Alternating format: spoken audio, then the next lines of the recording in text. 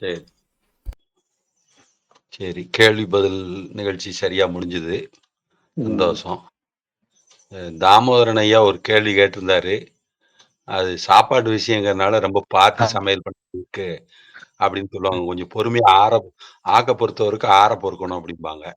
அந்த மாதிரி ரொம்ப சாமியும் பொறுமை, ஆத்ம நமஸ்காரம், பொறுமை என்கிற வாளும் துணிவு என்கிற கேடயமும் வச்சிருக்கணும்னு சொல்லுவாரு.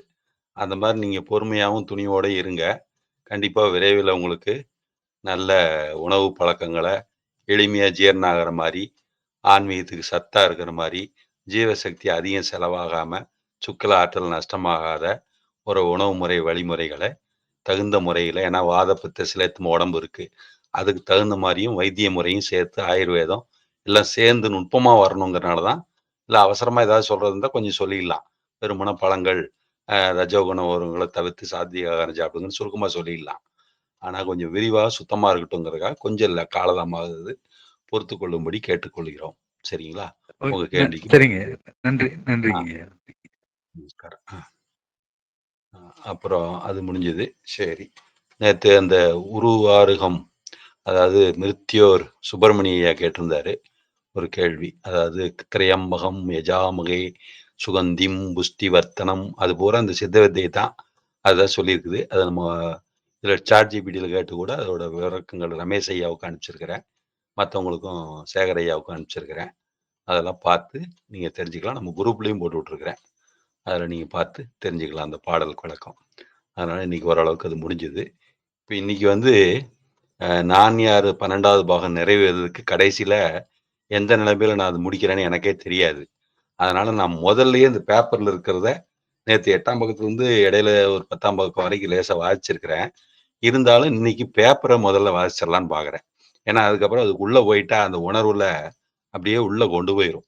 அதனால் இன்னைக்கு 12வது பாகம் நிறைவு பாகமாக குரு ஒரு வியாழ வட்டம்னால சூரியன் சந்திரன் சேர்ந்திருக்கிற அம்மா வாசி அப்படிங்கிற 12 அப்படிங்கிறது 12க்கு பல விதங்கள்ல சொல்றாங்க.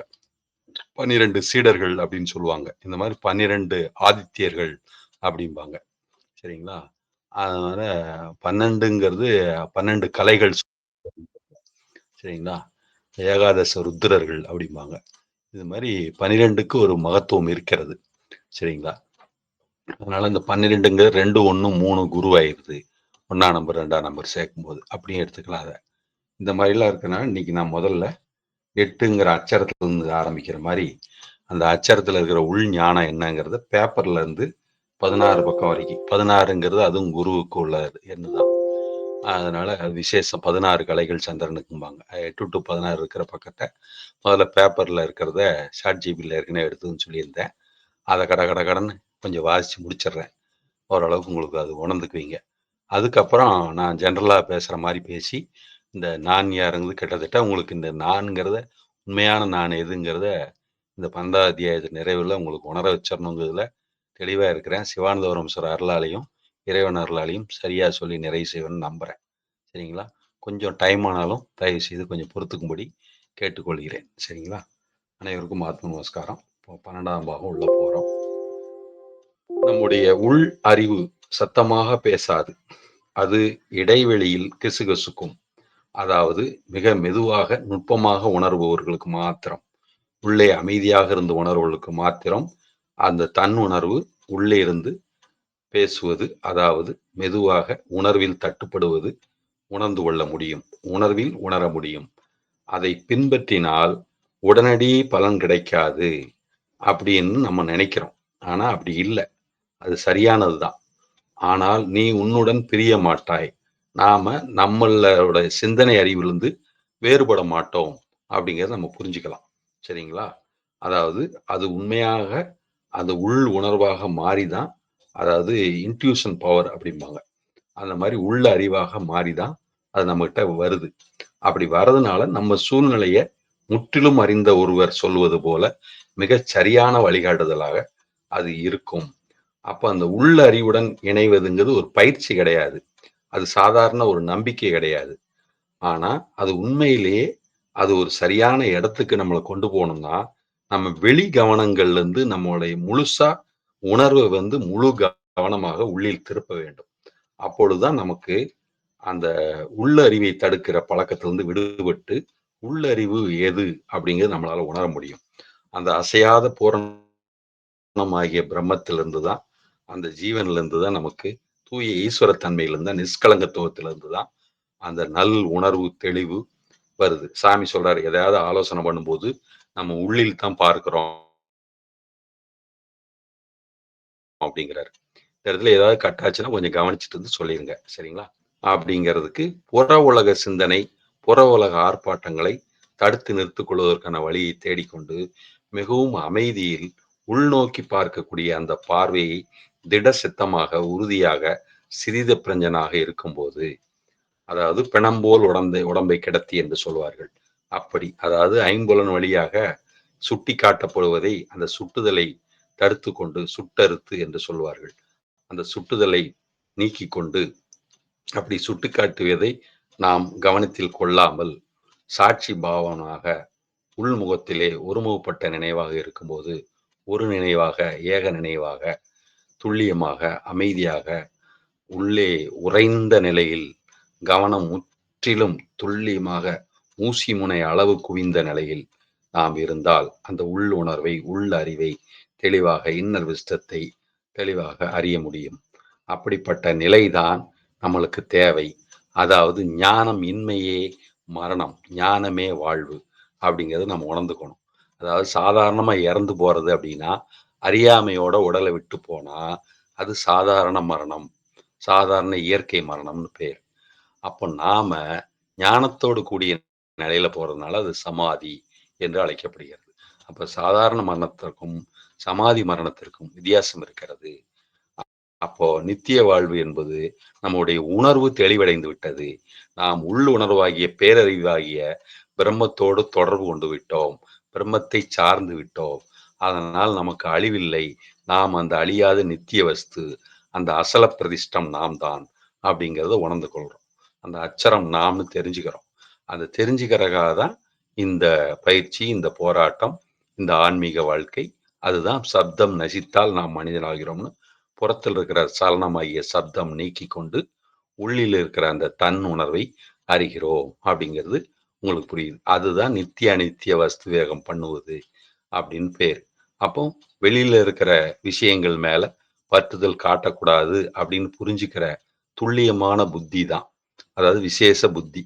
அதுதான் புற உலக பொருட்கள் மேல நாட்டம் கொள்ளாம, அந்த ஆர்வத்துக்கு பின்னால பின்தொடராம பற்றி நீங்கி இருக்கக்கூடிய அந்த ஒரு சமாச்சாரம் தான்.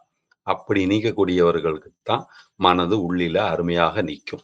அப்படி அருமையாக நின்று பழகுவதற்கு ஒவ்வொரு நேரம் உடம்பும் மனசும் ஒத்துழைக்கும். ஒவ்வொரு நேரம் ஒத்துழைக்காது.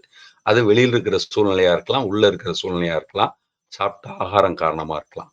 இப்படி என்ன காரணம்னு புரிஞ்சுட்டு, அது உள்ள அழகா கூப்பிடும். "வா, உள்ள இருப்போம், இன்னைக்கு நல்லா இருக்குது" அப்படின்னு சொல்லும். அப்போ அப்படி சொல்லும்போது, அந்த இயற்கைக்கு ஒத்துழைப்பு கொடுத்து வாழ்தல் ஜீவிதல தான் சாமி ஞானத்திற்கான பாதைன்னு நமக்கு சொல்லியிருக்கிறாரு. அதாவது எதையும் சாப்பிடாதீங்க, பட்னியா இருங்க, காப்பி குடிக்கக்கூடாது, இப்படி செய்யக்கூடாது, அப்படி செய்யக்கூடாதுன்னு நெறைய கண்டிஷன் போடல. ஏதோ சின்ன அளவான கண்டிஷன் போட்டிருக்காரு. சாதாரணமா இயல்பான வாழ்க்கை நம்ம வாழலாம். ஆனா, ரொம்ப ஆடம்பரமாவும், அதிக துக்ககரமா இருக்கறதுக்கான வாய்ப்புகள ஆசை வசப்பட்டு வீணாக போகக்கூடாதுங்கிறது தான் மெயின் பாயிண்ட். அப்போ ரொம்ப அகங்காரம் பிடிச்சுட்டு ஆடுறது இல்ல அப்படின்னு, அளவான தன்மையில ஒரு மிதமான வாழ்க்கை, நடுநிலை பாதையில நம்ம வாழணும் அப்படிங்கிறது முக்கியம். அப்படிப்பட்ட வாழ்க்கை வாழ்ந்தோமானால், இயற்கையோடு இணைந்த வாழ்க்கை, இயற்கையை உணர்ந்து கொண்டு நாம் வாழ்வது. அப்போ உள்ள இருந்து அந்த இயற்கை கவனிச்சு ஜீவ உணர்வை கவனித்து பார்த்து, அந்த தன் உணர்வை கேட்டு கேட்டு ஒவ்வொரு காரியத்தையும் செய்தோம்னா, இப்ப என்ன செய்யணும், என்ன செய்யக்கூடாதுங்கிறதுல வெந்நீர் குடிக்கலாமா? பச்சை தண்ணி குடிக்கலாமா? அப்படின்னு ஒரு கேள்விய கேட்டார். அப்ப குடிக்கும்போதும் அதுதான். அப்போ உங்க நிலையில அது உங்க ஜீவனத்தான் கேட்கணும். உங்க நடைமுறையில நீங்க பார்த்து உணர்ந்து கொள்ள வேண்டியதுதான். இப்படி தன்னைத்தான் அறிய வேண்டும். தன்னை அறிய வேண்டுமானால் தன்னைத்தான் பார்க்க வேண்டும். மற்றவற்றை பார்க்கக்கூடாதுன்னு சாமி சொல்றார். அப்படி தன்னில் இருக்கிற அந்த உணர்வை கவனித்து, அடங்கிய மனமாகி குரு எப்படி வழிகாட்டுதோ, அப்படிதான் போகணும்.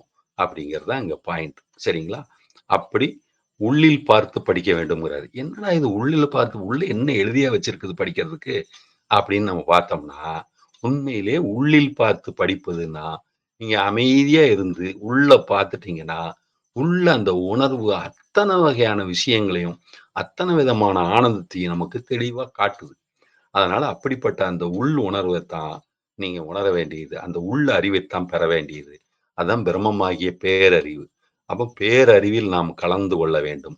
சிற்றறிவாகிய இந்த மயக்கம், ஜீவ மயக்கம், அதாவது வியஷ்டி என்கிற தன்மை நீங்கி சமஷ்டி என்கிற நிலைமைக்கு நாம் வர வேண்டும். அதற்கு அந்த உள்ளறிவு வழிகாட்டுதல் மூலமா தான் முடியும். அதற்காக தான் தொடர்ந்து தியானம் செய்கிறார்கள். சம்யமா என்று தாரணை, தியானம், சமாதி 3ஐயும் ஒன்று சேர்த்து நிர்விகல்ப சமாதி அடைகிறார்கள். அப்பொழுதுதான் அந்த பேரறிவாகிய உணர்வு நமக்கு தன் உணர்வாக மாறி சர்வக்கச்சத்துவமாக சர்வக்க ஞானம் வரும். அதுதான் உண்மையான நான்.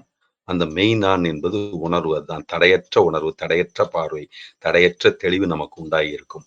அப்படிப்பட்ட அந்த தெளிவை பெற வேண்டுவதுதான் சித்த வித்தியார்த்தியினுடைய பிரதான நோக்கம். சித்த வித்தியார்த்திகள் அட வேண்டிய கைவல்ய பிராப்தி அதுதான். அப்படிப்பட்ட மஸ்தக ஆனந்தத்தை அனைவரும் பெற்று என்றென்றைக்கும் நித்திய ஆனந்தமாக இருக்க வேண்டும் என்பதுதான் சுவாமி சிவானந்த பரமஹம்சரின் உள்ள கிடக்கையாக இருக்கிறது. இப்படிப்பட்ட அந்த மெய்ஞானை உணர்வதற்காகத்தான் சற்று சிரமப்படுகிறீர்கள் என்பதை நீங்கள் புரிந்து கொண்டு இதில் மேலான நிலையை நீங்கள் பெற வேண்டுமாய் கேட்டுக்கொள்கிறேன். நேற்று 8ஆம் பக்கத்தை கடகடன்னு படிச்சுட்டு போனேன். இன்னைக்கு இவ்வளவு விளக்கத்தோட உள்ள சொல்றதுக்கு நேற்று சொன்னது அப்ப நான் தான், இன்னைக்கு சொல்றதும் நான் தான். அப்ப நேற்று எப்படி சொல்ல முடியல, இன்னைக்கு எப்படி சொல்ல முடியும் எனக்கே தெரியாது. அப்ப இதுவும் நான் அல்ல அப்படின்னு நீங்க புரிஞ்சுக்கணும். அப்ப உள்ள இருந்து உங்களுக்கு எது கிடைக்கணுமோ எப்ப கிடைக்கணுமோ அது கிடைக்கும். அப்ப எல்லா அறிவும் அதுவே நம்மை நடத்துகிறது.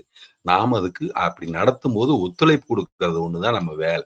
அதனாலதான் சாமி இயற்கைக்கு அதீதமாகவும் போக வேண்டாம், இயற்கைக்கு அடிபணிந்தும் போக வேண்டாம், இயற்கைக்கு ஒத்துழைப்பு கொடுத்து வாழுங்கள் அப்படின்னு சொல்றாரு. அதுதான் நல்ல ஜீவித உலக சாந்திக்குள்ள ஜீவித வாழ்வு.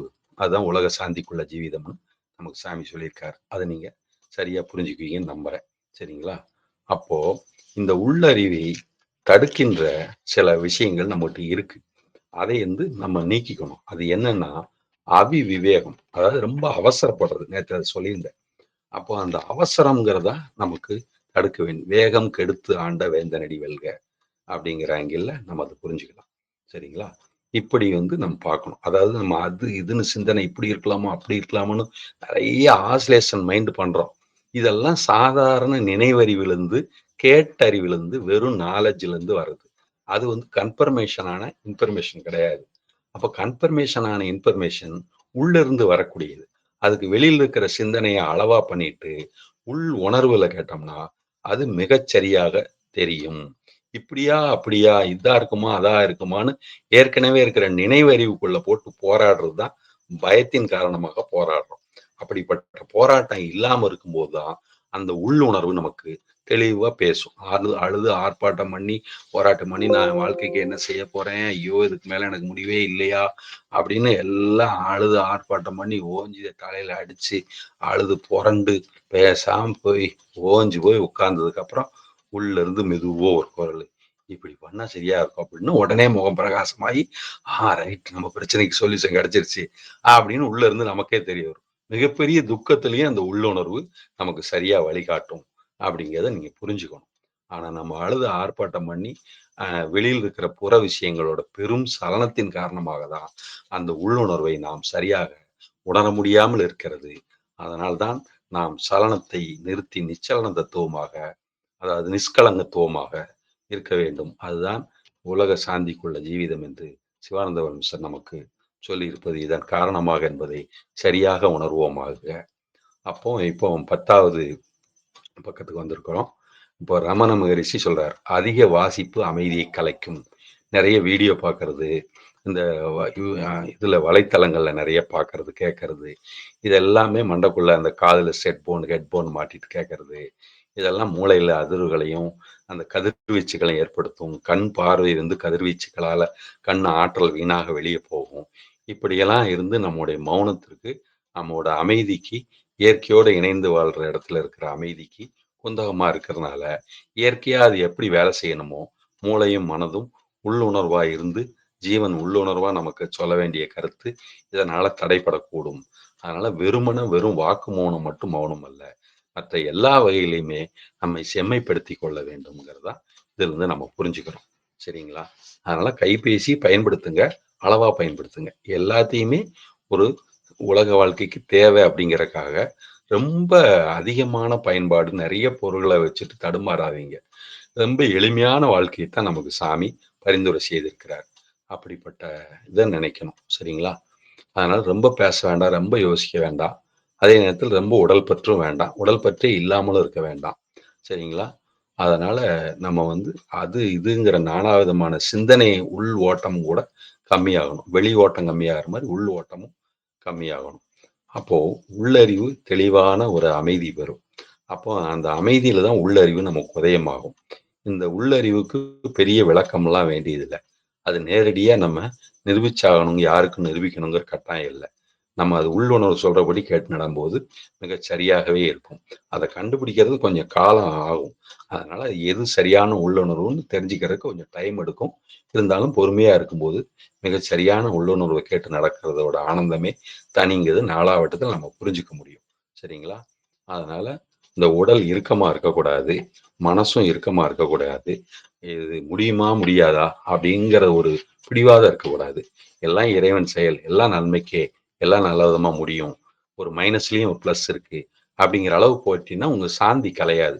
அப்படி சாந்தி கலையாதவங்களுக்கு தான், அந்த உள்ளுணர்வு எப்போதும் துணை செய்யுங்கிறத நம்ம புரிஞ்சுக்கணும். அந்த உள்ளுணர்வாய் இருந்து தான், இறைவன் உள்ளம் பெருங்கோவிலா இருந்து தான் வழிகாட்டுறான்.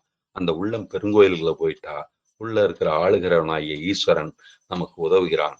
அந்த ஈஸ்வரனுடைய ஆளுமையில் நாம் ஞானத்தோட அமைதியான வாழ்க்கை வாழலாம்ங்கிறத நம்ம இதிலிருந்து சரியா புரிஞ்சுக்கணும். இப்போ 12வது பக்கத்துக்கு அப்படி இப்படி வந்துட்டேன். சரிங்களா? அப்போ ஞானம்ங்கிறது உண்மையிலே நமக்கு தேவை. அதனால தான் ஐதிரேய உபநிஷத்து பிரஞானம் பிரக்ம என்று சொல்லுகிறது. அந்த பிரக்ஞைங்கிற தன் உணர்வுல தான் ஞானம்ங்கிறது நமக்கு வெளியில வருது. அதாவது நமக்கு சரியா அத உணர முடியுது. அப்ப அந்த அசையாத சூட்சுமமாகிய சிவத்திலிருந்து தான் நமக்கு சிவஞானம் வருகிறது. சிவத்திலிருந்து தான் சக்தியே ஞானத்த பெறுகிறதுனால தான் சிவபெருமான் உமாதேவிக்கு போதித்தார் அப்படின்னு கதைகள்ல கூட சொல்லுவாங்க. சரிங்களா? அப்படி நம்ம புரிஞ்சுக்கிறோம். சரிங்களா? அப்புறம் மாண்டூக்கிய உபநிஷத்து சாதாரணமா நம்ம சொல்ற ஜாக்கிர, சொப்பன, சுளுத்தின்னு சொல்லக்கூடிய அந்த நிலையை தாண்டிய துரிய அனுபவம். நான் இருக்கிறேன் என்று ஜீவன் மாத்திரமாக உணரக்கூடிய அந்த அனுபவத்தை பற்றி சொல்லுகிறது. அப்போ அந்த இடத்துல நான் இருக்கிறேங்கிறது மாத்திரம் தெரியும். வெறும் வெளிச்சம் மாத்திரம் தெரியும். நான் நல்ல விதமா ஆனந்தமா இருக்கிறேன். அமைதியா இருக்கிறேன். அந்த சுவாசம் மட்டும் கரெக்ட்டா உள்ள போயிட்டு இருக்குது. அந்த புருவ மத்தியில மட்டும் நல்லா நான் பார்த்துட்டு இருக்கிறேன். நான் இருக்கிறேன் அப்படிங்கிற மட்டும் தெரியும். அப்படிப்பட்ட அந்த நிலையில தான் உள்ளுணர்வு மிக இன்னும் ஆழமா போயி நமக்கு சரியான உணர்வை தரும். அந்த உணர்வு தான் நம்ம மேலான நிலைமையில நம்மள இருக்கச் செய்யும். இப்போ அந்த ஞானம் தன்னை மறந்த நிலைக்கு நம்மள இழுத்துட்டு போகும். அப்ப அந்த தன்னை மறந்த நிலையில தான் எல்லா ஆற்றலும் இருக்குது அப்படிங்கிறதையும் அது நம்மளுக்கு அனுபவமா காமிச்சு தரும். அப்படிப்பட்ட அனுபவத்த தான் நம்ம பெறணும். சரிங்களா? அதனால அறிவின் அடையாளம் இந்த சிந்தனையாளர்ங்கிற அடையாளம் கிடையாது அப்படிங்கிறத நாம புரிஞ்சுக்கிறோம். நான் இன்னைக்கு கொஞ்சம் கடகடன்னு தான் போறேன். வேற வழி இல்ல. அதனால கொஞ்சம் சுருக்கமா தான் போயிட்டு இருக்கிறேன். சரிங்களா? இது உண்மையில் என்னுடைய அறிவா? நான் அறிவாளி என்ற பயிற்சியா? அப்படின்னா இல்ல. உள் அமைதியை உணருங்கள். அமைதியில் இருந்தால் தான் அறிவு. பதட்டம் இருந்தால் அதன் பெயர் மாயை. மீண்டும் செய்யும் பழக்கம். அதாவது மாயை தெளிவாக வரும். அதாவது நீங்க விழிப்புணர்வோட செய்யறதுங்கிறது, ஏற்கனவே செஞ்ச மாரி செய்யறது இல்ல. அது இன்று புதிதாய் பிறந்தோம் மாரி, புதுசா செய்யும்போது கவனமா செய்யும்போது தான், நேத்தைக்கு ஏதாவது சின்ன மிஸ்டேக் விட்டிருந்தா கூட, இன்னைக்கு அது சரி செய்யப்படும். அதனால எப்பொழுதும் விழிப்புணர்வா இருந்து செய்யக்கூடிய அந்த காரியமா தான் நெனச்சு ஒவ்வொரு வேலையும் நம்ம செய்யணும். அப்போ அனுபூதிங்கிறது வரும், போகும் அப்படிங்கிற நிலைக்கு. ஆனா ஞானம் வந்து நிலையானது, அடையாளம் இல்லாதது, எப்போதும் உள்ளது அப்படிங்கிறத நம்ம புரிஞ்சுக்க வேண்டியதா இருக்கு. சரிங்களா? அதனால இப்படி வந்து உள்ளறிவை நம்ம நடைமுறை வாழ்க்கையில எப்படி அனுபவிக்கணும் அப்படிங்கிறத இதிலிருந்து நம்ம புரிஞ்சுக்கிறோம். சரிங்களா? அதாவது எப்படின்னா, சுய தர்மமே அதாவது சத்தியமா இருக்கிறது, இயற்கையா இருக்கிறது, உண்மையா இருக்கிறது. ஈசாவாஸ்யம் இதம் சர்வம். ஈசாவாஸ்யம் இதம் சர்வம். என்ன? சர்வம் வாசுதேவம் அப்படிங்கிற மாரி அத புரிஞ்சுக்கிறோம். என்ன? அபூர்யாமானம் அப்படின்னு அசல பிரதிஷ்டம், பூரியாமானம் அசல பிரதிஷ்டம் அப்படின்னு அந்த உறுதியான கம்பீரமான வீரனுக்குள்ள புலனடக்கத்தோடு இருக்கக்கூடிய அடக்கமான வீரனாகவும் தியாகம் செய்ய பயமற்ற ஒரு வீரனாகவும் இருப்பவர்கள் தான் இந்த உள்ளுணர்வு என்பது மிக தெளிவான அனுபவமாக ஆக முடியும் அப்படிங்கிறத இதன் மூலயமா தெரிஞ்சு 16ஆம் பக்கத்தையும் கடகடன்னு சொல்லி நிறைவு பகுதிக்கு அந்த பக்கம் புஸ்தகத்தை பார்த்து பேப்பரை பார்த்து சொன்னதை அதோட உங்களுக்கு உள் விளக்கமும் சேர்த்து சொன்னதை நிறைவுபடுத்திட்டேன். இப்போ நம்ம 12வது நான் யார் விசாரணையில இன்னும் கொஞ்சம் ஆழமாக போக வேண்டியதாகவும் இருக்கிறது. இப்போ அதை இயல்பா பேசுற மாதிரி இப்போ பேசுறேன். அதாவது என்னன்னு பார்த்தீங்கன்னா, இந்த நான்கிற ஒரு சொந்த அனுபவத்தை எத்தனையோ கோணங்கள்ல எத்தனையோ மகான்கள் விளக்குறாங்க. அதெல்லாம் எதை வச்சு விளக்குறாங்கன்னு பார்த்தீங்கன்னா, அவங்க உணர்வு வச்சுதான் விளக்குறாங்க. அப்ப நாமங்கிறது இங்க என்னதான் இருக்கு? உணர்வா இருக்கு. சரி, இந்த உணர்வு எப்போதும் உணர்வா இருக்கிறதா? இப்போ உணர்வு இல்லாம நம்ம இல்லையா? அப்படிங்கிற கேள்வி நீங்க தான் கேட்டுக்கணும். சரிங்களா? அப்போ ஒவ்வொரு நேரத்துல அந்த உணர்வு வெவ்வேறு விதங்கள்ல இருக்குது. அப்ப எப்படியெல்லாம் அந்த உணர்வு மாறி மாறி போனாலும் அது எல்லாம் நான் தானா அப்படின்னு நீங்க தான் ஆலோசனை பண்ணணும். அப்ப இந்த ஆலோசனையெல்லாம் யாரு பண்ணுவா? நீங்க தான். எப்படி பண்றீங்க? விவேகத்தை கொண்டு ஆலோசனை பண்றீங்க. அப்ப எப்படி மாறிட்டே இருக்கிற நானு நானா அப்படின்னு நீங்க தான் கேட்கணும். அப்போ இதெல்லாம் மயக்கத்தினால வர்றது, அதாவது உணர்வு தடுமாற்றத்தினால வர்றது, உணர்வு குறைவுனால வர்றது. அதாவது கயிறு எப்போ அரைகுறை வெளிச்சத்துல பாம்பா தெரியுது நம்ம கண்ணுக்கு. அப்ப பாருங்க, எதனால ஏற்பட்டது? அறிவு குறைவு, அதாவது வெளிச்ச குறைவுன்னு அங்க புரியுது. அப்போ நம்மோட உணர்வு தடுமாற்றம் இருக்கும்போது, உணர்வு தெளிவாகாம இருக்கும்போது அஞ்ஞானம் இருக்கிறதுங்கிறத நம்ம சரியா உணர்ந்துக்கிறோம். எப்போ நமக்கு அறிவு தீட்சண்யமாகிய உணர்வு தெளிவு இருக்கிறதோ அப்பொழுது நமக்கு அறியாமை இருப்பதில்லை. அப்பொழுது அறியாமையே நம்முடைய துக்கத்திற்கு காரணம். அந்த பாம்பு தான் இருக்குன்னு தெரிஞ்சதுன்னா பயந்து நடுங்கிட்டு வீட்டுக்குள்ளே போக மாட்டான், அந்த பக்கம் போக மாட்டான், இந்த பக்கம் போக மாட்டான்.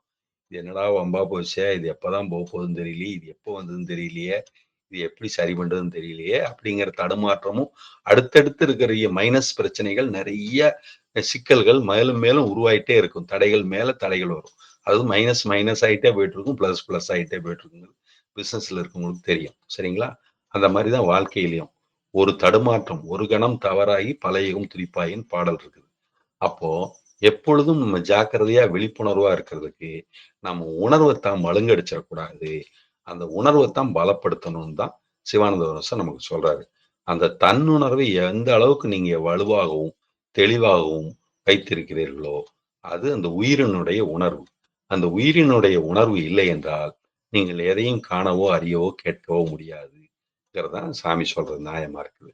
அப்ப அப்படிப்பட்ட உலக சாந்திக்குள்ள ஜீவிதத்துக்கு உங்களுடைய ஆற்றலை எந்தெந்த வகையெல்லாம் வீணாகுதோ அப்படி வீணாக விடாமல் தடுத்து கொண்டு நீங்கள் மிக சரியான வரையிலே ஆராய்ச்சி செய்து அந்த உலக சாந்திக்குள்ள ஜீவிதத்தை செம்மையாக நடத்தினால் அந்த மெய்யாகிய நானை மிகச் சரியாக உணர்ந்து கொள்ள முடியும், சரியாக பயன்படுத்தி கொள்ள முடியும். அந்த மெய்யான நானோடு சேர்ந்து இயல்பான வாழ்க்கையாக வாழ முடியும். அப்போ வாழணும்னு நினைக்கிறது தான் உண்மை, வாழக்கூடாதுன்னு நினைக்கிறது உண்மை இல்லை. ஆனா எப்படி வாழணும் அப்படிங்கிறதா சாமி நமக்கு வழிகாட்டுறார். அப்படி சிவானந்த பரமேஸ்வரர் சொல்லிய அந்த தூய வாழ்க்கையை நாம் வாழ வேண்டும். அதுக்கு எல்லா விதமான வழிமுறைகளையும் ஆராய்ச்சிகளையும் ஆலோசனைகளையும் செய்ய வேண்டும். சாமி நிறைய வழிகாட்டியிருக்கார். சுருதி யுக்தி அனுபவத்துக்கு ஒத்து வர்ற மாதிரி நிறைய ஆலோசனை பண்ணுங்க. அப்படி ஆலோசனை பண்ணீங்கன்னா எல்லா விஷயத்துக்குமே உங்களுக்கு பதில் கிடைக்கும். அப்படி பதில் கிடைச்ச அந்த தூய வாழ்க்கைய நீங்க வாழ்ந்து உங்களுக்கும் உங்களை சுத்தி இருக்கவங்களுக்கும் நன்மையும் நியாயம் சத்தியம் மரியாதை தர்மம் எல்லாத்தையும் நிலைநாட்டும்படி வாழ்வதுதான் மெய் நான் உணர்வுடன் வாழக்கூடிய வாழ்க்கை. அந்த மெய் நானாக வாழுங்கள், அதுதான் சரியான வாழ்க்கை அப்படின்னு தான் சிவானந்த வருஷம் நமக்கு சொல்றாரு. இப்போ கொஞ்சம் முன்னாடி அந்த பேச்சு விவேகம் அப்ப விவேகம்னா என்ன? அஞ்ஞானத்தை நீக்கிக் கொள்வதற்கு நீங்க புத்தியை எந்த அளவுக்கு கூர்மையா வச்சிருக்கீங்களோ நுண்மான் நுழைபுலம் நுணுக்கரிய நுண்ணுணர்வுன்னு அந்த புத்தியை தீட்டணும், கத்தியை தீட்டக்கூடாது அப்படின்னு சொல்ற மாதிரி அந்த புத்தியை சார்பா கவனிக்க வைக்கணும். அந்த புத்தி கவனிக்க தயாராகத்தான் இருக்கு. ஆனா நம்ம புத்தியை சரியா பயன்படுத்துறது இல்லைன்னு ஒரு கேள்வி இருக்கு. ஏன் நமக்கு அவசரம். உடனடியா முடிவுக்கு வந்தாகணும். லேட் பண்றதுக்கு தயாரா இல்ல. பொறுத்துக்கிறதுக்கு தயாரா இல்ல. பொறுமையே இல்ல. அமைதி இல்ல. அதனால தான் சாமி பொறுமை என்கிற வாள், துணிவு என்கிற கேடயம். பொறுமை என்கிற வாள வச்சு விவேகத்த தெளிவா, சரியா புத்திய சரியா உன்னிப்பா கவனிச்சு, புரிஞ்சு புத்திய தெளிவாய்க்கணும். அதுக்கப்புறம் துணிவுங்கிற கேடயத்த எடுத்த முடிவுல தீர்க்கமா, உறுதியா இருக்கணும். அப்படிங்கிறது தான் முதல்ல பொறுமை என்கிற வாள், துணிவு என்கிற கேடயம் நமக்கு சாமி தெளிவா சொல்லிக் குடுத்திருக்கிறார். அப்படித்தான் இந்த விவேகம் என்று சொல்ல வேண்டும். இப்போ இன்னொரு ஆங்கிள்ல எல்லாமே நம்மள்ல இருந்து பிரதிபிம்பித்து காண்பதுதான் அப்படின்னு ஒரு வாக்கியத்த கொஞ்சம் முன்னால நம்ம கேட்டோம். அப்ப என்னன்னா, நம்ம இருக்கிறனால தான் நமக்கு உலகம் இருக்கு. நம்ம இல்லன்னா நமக்கு உலகம் இல்ல அப்படின்னு. இப்போ உதாரணத்துக்கு கானல் நீர் அப்படின்னு. அப்ப கானல் நீரை போல எது இருக்கிறது? மிருகங்கள் கானல் நீரை மெய்யான நீர் என்று போய்க் கொண்டிருக்கிறது. அப்படி அறியாமையில இருக்கிறது தான் மிருக புத்தி. அதாவது என்ன சாமி சொல்றாரு? அவன் அந்நியன். அவனுக்கு கொடுக்கக்கூடாது. அப்படின்னு நினைக்கிறது என்னது? அது ஜீவனுடைய நேசம் இல்லாமை அப்படின்னு சொல்றாரு. அன்பில்லாமை, அருளுடைமை இல்லாமைன்னு சொல்றாரு. அப்ப அப்படிப்பட்ட தன்மை தான் மிருக புத்தின்னு சொல்றாரு. அப்ப அதுக்கு என்ன தெரியும்? நான் சாப்பிட்டா எனக்கு அப்படிங்கிறது மட்டும் தான் தெரியுது. அவனும் சாப்பிட்டா, அதனால எனக்கு அவனோட அன்பு கிடைக்கும், அவனோட வாழ்த்து கிடைக்கும் அப்படின்னு புரிஞ்சுக்கிறது தான் மனுஷத்தன்மை. அதனால தான் சாமி வந்து மிருக புத்திக்கும், மனுஷ புத்திக்கும் விவேகத்த வச்சு புரிஞ்சுக்கோங்க, புத்திய வச்சு புரிஞ்சுக்கோங்க அப்படின்னு புத்தி உள்ள பிள்ளை தான் பிழைக்கும் அப்படிம்பாங்க. அந்த காலத்திலே சொல்லுவாங்க, "சத்தி உள்ள சாமிய கும்பிடு, புத்தி உள்ள புள்ளைய பெறணும்" அப்படின்னு சொல்லி, சத்தி உள்ள சாமிய கும்பிடணும், புத்தி உள்ள புள்ளைய பெறணும் அப்படிம்பாங்க. சரிங்களா? அப்ப இதெல்லாம் வந்து அந்த புத்தி தான். புத்திசாலித்தனமா இருந்துக்கோ அப்படின்னு. "வாயுள்ள பிள்ளை பிழைக்கும்" அப்படிம்பாங்க. வாயுள்ள பிள்ளைன்னா என்ன அர்த்தம்? அப்படின்னா, சரியான அந்த உண்மையை பேசக்கூடிய அந்த சரியான பக்குவத்தில் இங்கிதமாக, இதமாக எதை சொல்ல வேண்டுமோ, சொல்லக்கூடாதோ என்று வாயையும், வாக்கையும் பயன்படுத்த தெரிய வேண்டும் என்பது. அதான் செல்வாக்கு, சொல்வாக்கு என்று சொல்வார்கள். அப்போ வார்த்தையில பயனில்லாத சொல்ல வேண்டாம். பயனுள்ள சொற்களை சொல்லுங்கள் அப்படின்னு சொல்லி சொல்லுவாங்க. அப்ப இந்த நான்ங்கிறது வாக்காக வெளியே வருகிறது. நெருப்பு, அக்கினி. நீங்க தானே சொன்னீங்க. நீங்க தானே வாக்கு குடுத்தீங்க அப்படின்னு நம்மள புடிச்சுக்கிறாங்களே. அப்போ மனோ, வாக்கு, காயம் திரிகரண சுத்தியாக நாம் இருக்க வேண்டியிருக்கிறது. இப்போ இதுல இன்னொரு கருத்துக்கு தான் மெயின் கருத்துக்கு வர்றேன் இப்போ. என்னன்னு கேட்டீங்கன்னா, இத சரியா உணர்ந்திருப்பீங்கன்னு நம்புறேன். அடுத்த பாயிண்ட் பாருங்க. நம்மிலிருந்து பிரதிபலிச்சு காண்பதெல்லாம் நம்முடைய ஜீவன்னா, அப்ப நம்ம மட்டும் தானே இருக்கிறோம். அப்ப வேற யாருமே இல்லைன்னு தானே அர்த்தம். எப்படி? இல்ல நம்முடைய ஆற்றல்ன்னு அங்க தனியா எடுத்து வச்சிருக்கிறோம். போய் எடுத்து ஒட்ட வச்சுக்கிறதா? எப்படி? இல்ல தூங்கும்போது எல்லாத்தையும் உள்ள வாங்கிக்கிறோமா? எல்லாம் உள்ள வந்து சேர்ந்துருதா? அப்ப வெளியில உலகம் இயங்கலையா? இயங்கிட்டு தான இருக்குது. அதனால கேமரால காலையில எந்திச்சு பார்க்குறோமே! எல்லாம் இயங்கியிருக்குதே! மிகச் சரியாக இருக்குதே! அப்ப சாமி என்ன அர்த்தத்துல சொன்னாரு? நாம எப்படி புரிஞ்சுட்டு இருக்கிறோம்? நிறைய ஆராய்ச்சி பண்ணணுமா? இல்லையா? ஆலோசனை பண்ணணுமா? இல்லையா? நெனச்சு பாருங்க. நம்மள்லருந்து சக்தி வெளியில வரும்போது, நம்மள்லருந்து புகை வெளிய வந்தது போல, நம்முடைய அகங்கார ரூப காரணமாக, அகங்காரத்தின் வழியாக பார்க்கக்கூடியது தான் உலகம் கொஞ்சம் கொஞ்சமாக நமக்கு தெளிவாகிறது. அப்படின்னு சொல்றாரு. தூக்கத்துல எந்திரிச்சு செவுத்துல போய் புது இடத்துல முட்டிக்கிறோம். அப்புறம் அகங்காரம் வெளிய வராதது தான் காரணம். நம்ம பார்க்கல. அதுக்கப்புறம் அகங்காரம் வெளிய வந்ததுக்கப்புறம் இது செவுரு, இது டோரு. அப்ப முட்டக்கூடாது, தொறந்துட்டு போகணுங்கிறது அப்புறம் தெரியுது. அப்ப இந்த உலகத்துல வரோம்னா அகங்கார ரூபம் தான் இருக்குது. அப்ப மாயா ரூபத்தின் வழியா தான் நம்ம வாழ்ந்துட்டு இருக்கிறோம். ஏன்னா கனவு கண்டுட்டு இருக்கிறோம். அந்த கனவுல எப்படிப்பட்ட தெளிவு இருக்குதோ, அந்த தெளிவுக்கு தகுந்த மாதிரி தான் நம்ம வாழ முடியும். அப்படின்னு சொல்றதுனால தான், இந்த அண்ட சராசரங்கள் எல்லாம் அடிப்படை மாயை. ஆனால் இவை ஒன்றும் பொய்யலன்னு சாமி சொல்லிட்டாரு. நம்மள்ல இருந்து பிரதிபிம்பிச்சதாகும் ஜீவன். அப்ப அந்த ஆட வெட்டினா நம்ம தலையா வெட்டுறோம் இல்லையே. ஆடோட தலைய தான் வெட்டிக்கிறோம். அப்ப இன்னொரு மனிதனை வெட்டுறாங்கன்னா, நம்மளையா வெட்டுனாங்க இல்லையே. அவரத்தான் வெட்டுனாங்க. அப்ப அவர் தான் இல்ல. நாம இருக்கிறோம். அப்ப நம்மள்ல இருந்து பிரதிபிம்பிச்சு காமிக்கிறது எப்படி அர்த்தம்? நீங்க அத உணர்றீங்கன்னு அர்த்தம். அவ்வளவுதான். அப்ப அதுதான் நீங்க தான். சரிங்களா? அப்படியானா சிவானந்தபுரீஸ்வரர் மோட்சம் அடைஞ்சிருந்தா, ஜீவன் ஒன்றே உள்ளதுன்னு சொல்லிட்டா, அப்ப சிவானந்தபுரீஸ்வரர் தான் மோட்சம் அடைஞ்சுட்டாரே. அப்ப நம்ம எதுக்கு தனியா ஜீவன் மோட்சத்துக்கு பாடுபடணும்? அவசியமே இல்லையே! செஞ்சுட்டு போயிரலாமே! அப்ப எவ்வளவு ஆலோசனை பண்ண வேண்டியிருக்குது பாருங்க. இதுதான் அறியாமைங்கிறது. இப்படியெல்லாம் நம்மள்லருந்து பிரதிபிம்பித்து காண்பது தான் உண்மை. அப்படிங்கிறது எப்போன்னா, நீங்க அசலமா இருக்கீங்களா? அசல பிரதிஷ்டமா, அச்சரமா தானா இருக்கிறீங்கல்ல, அப்ப எவ்வுயிரும் தன்னுயிர் போல் எண்ணி இரங்கவும் நின் தெய்வ அருட்கருணை செய்யாய் பராபரமேன்னு அப்போ ஏகமா ஆயிடுறீங்க. அப்பதான் அது உண்மை. அதுவரைக்கும் அது உண்மை அல்ல. அப்ப அதுவரைக்கும் இந்த பின்ன கதி தான் நம்மகிட்ட இருக்குது. இந்த பின்ன கதியில நம்ம பிரதிபிம்பித்து காண்பதனால தான், அது வேறு, நாம் வேறு, நீ வேறு, நான் வேறு எனாதிருக்க, நீயும் நானுமாய் ஏகபோகமாய் இருக்கும் சுகம் பரம சுகம்னு அந்த பரிபூர்ண நிலையில தான் எல்லாம் ஒண்ணு ஒழிஞ்சு, அதுவரைக்கும் உங்க வீடு தான், இது எங்க வீடு தான். அதுல எந்த சந்தேகமும் இல்ல. அப்ப அப்படிதான் உங்க வயித்துக்கு நீங்க தான் சாப்பிடணும். அத சாமியே சொல்லியிருக்கிறாரு. அவனவன் ஜீவனை காப்பதில் அவனவன் ஜீவனே சிரேஷ்டன்.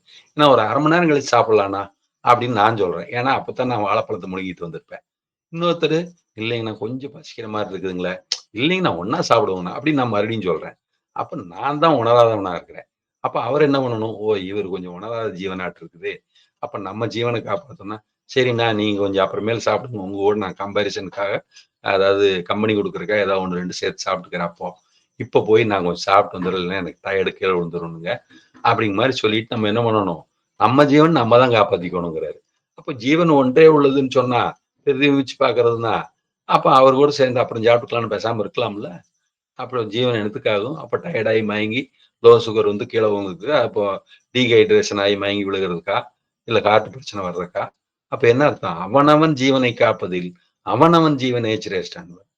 அப்போ எது சரியோ, எது தவறோ, உங்க ஜீவனாகிய உள்ளுணர்வ கேட்டு தான் நீங்க வாழ்ந்தா தான் இந்த மெய் நான உணர முடியும். அப்படி இல்லாம அது சாத்தியமே இல்ல. ஒரு சின்ன ஒரு கதை மாரி ஒண்ணு தான். இது கற்பனையா நானா ஏற்படுத்திட்டது. உள்ள இருந்து தோணுனது தான். அந்த கற்பனை மாரி ஒரு கதை மாரி சொல்றேன் பார்த்துக்கோங்க. ஒரு பெரிய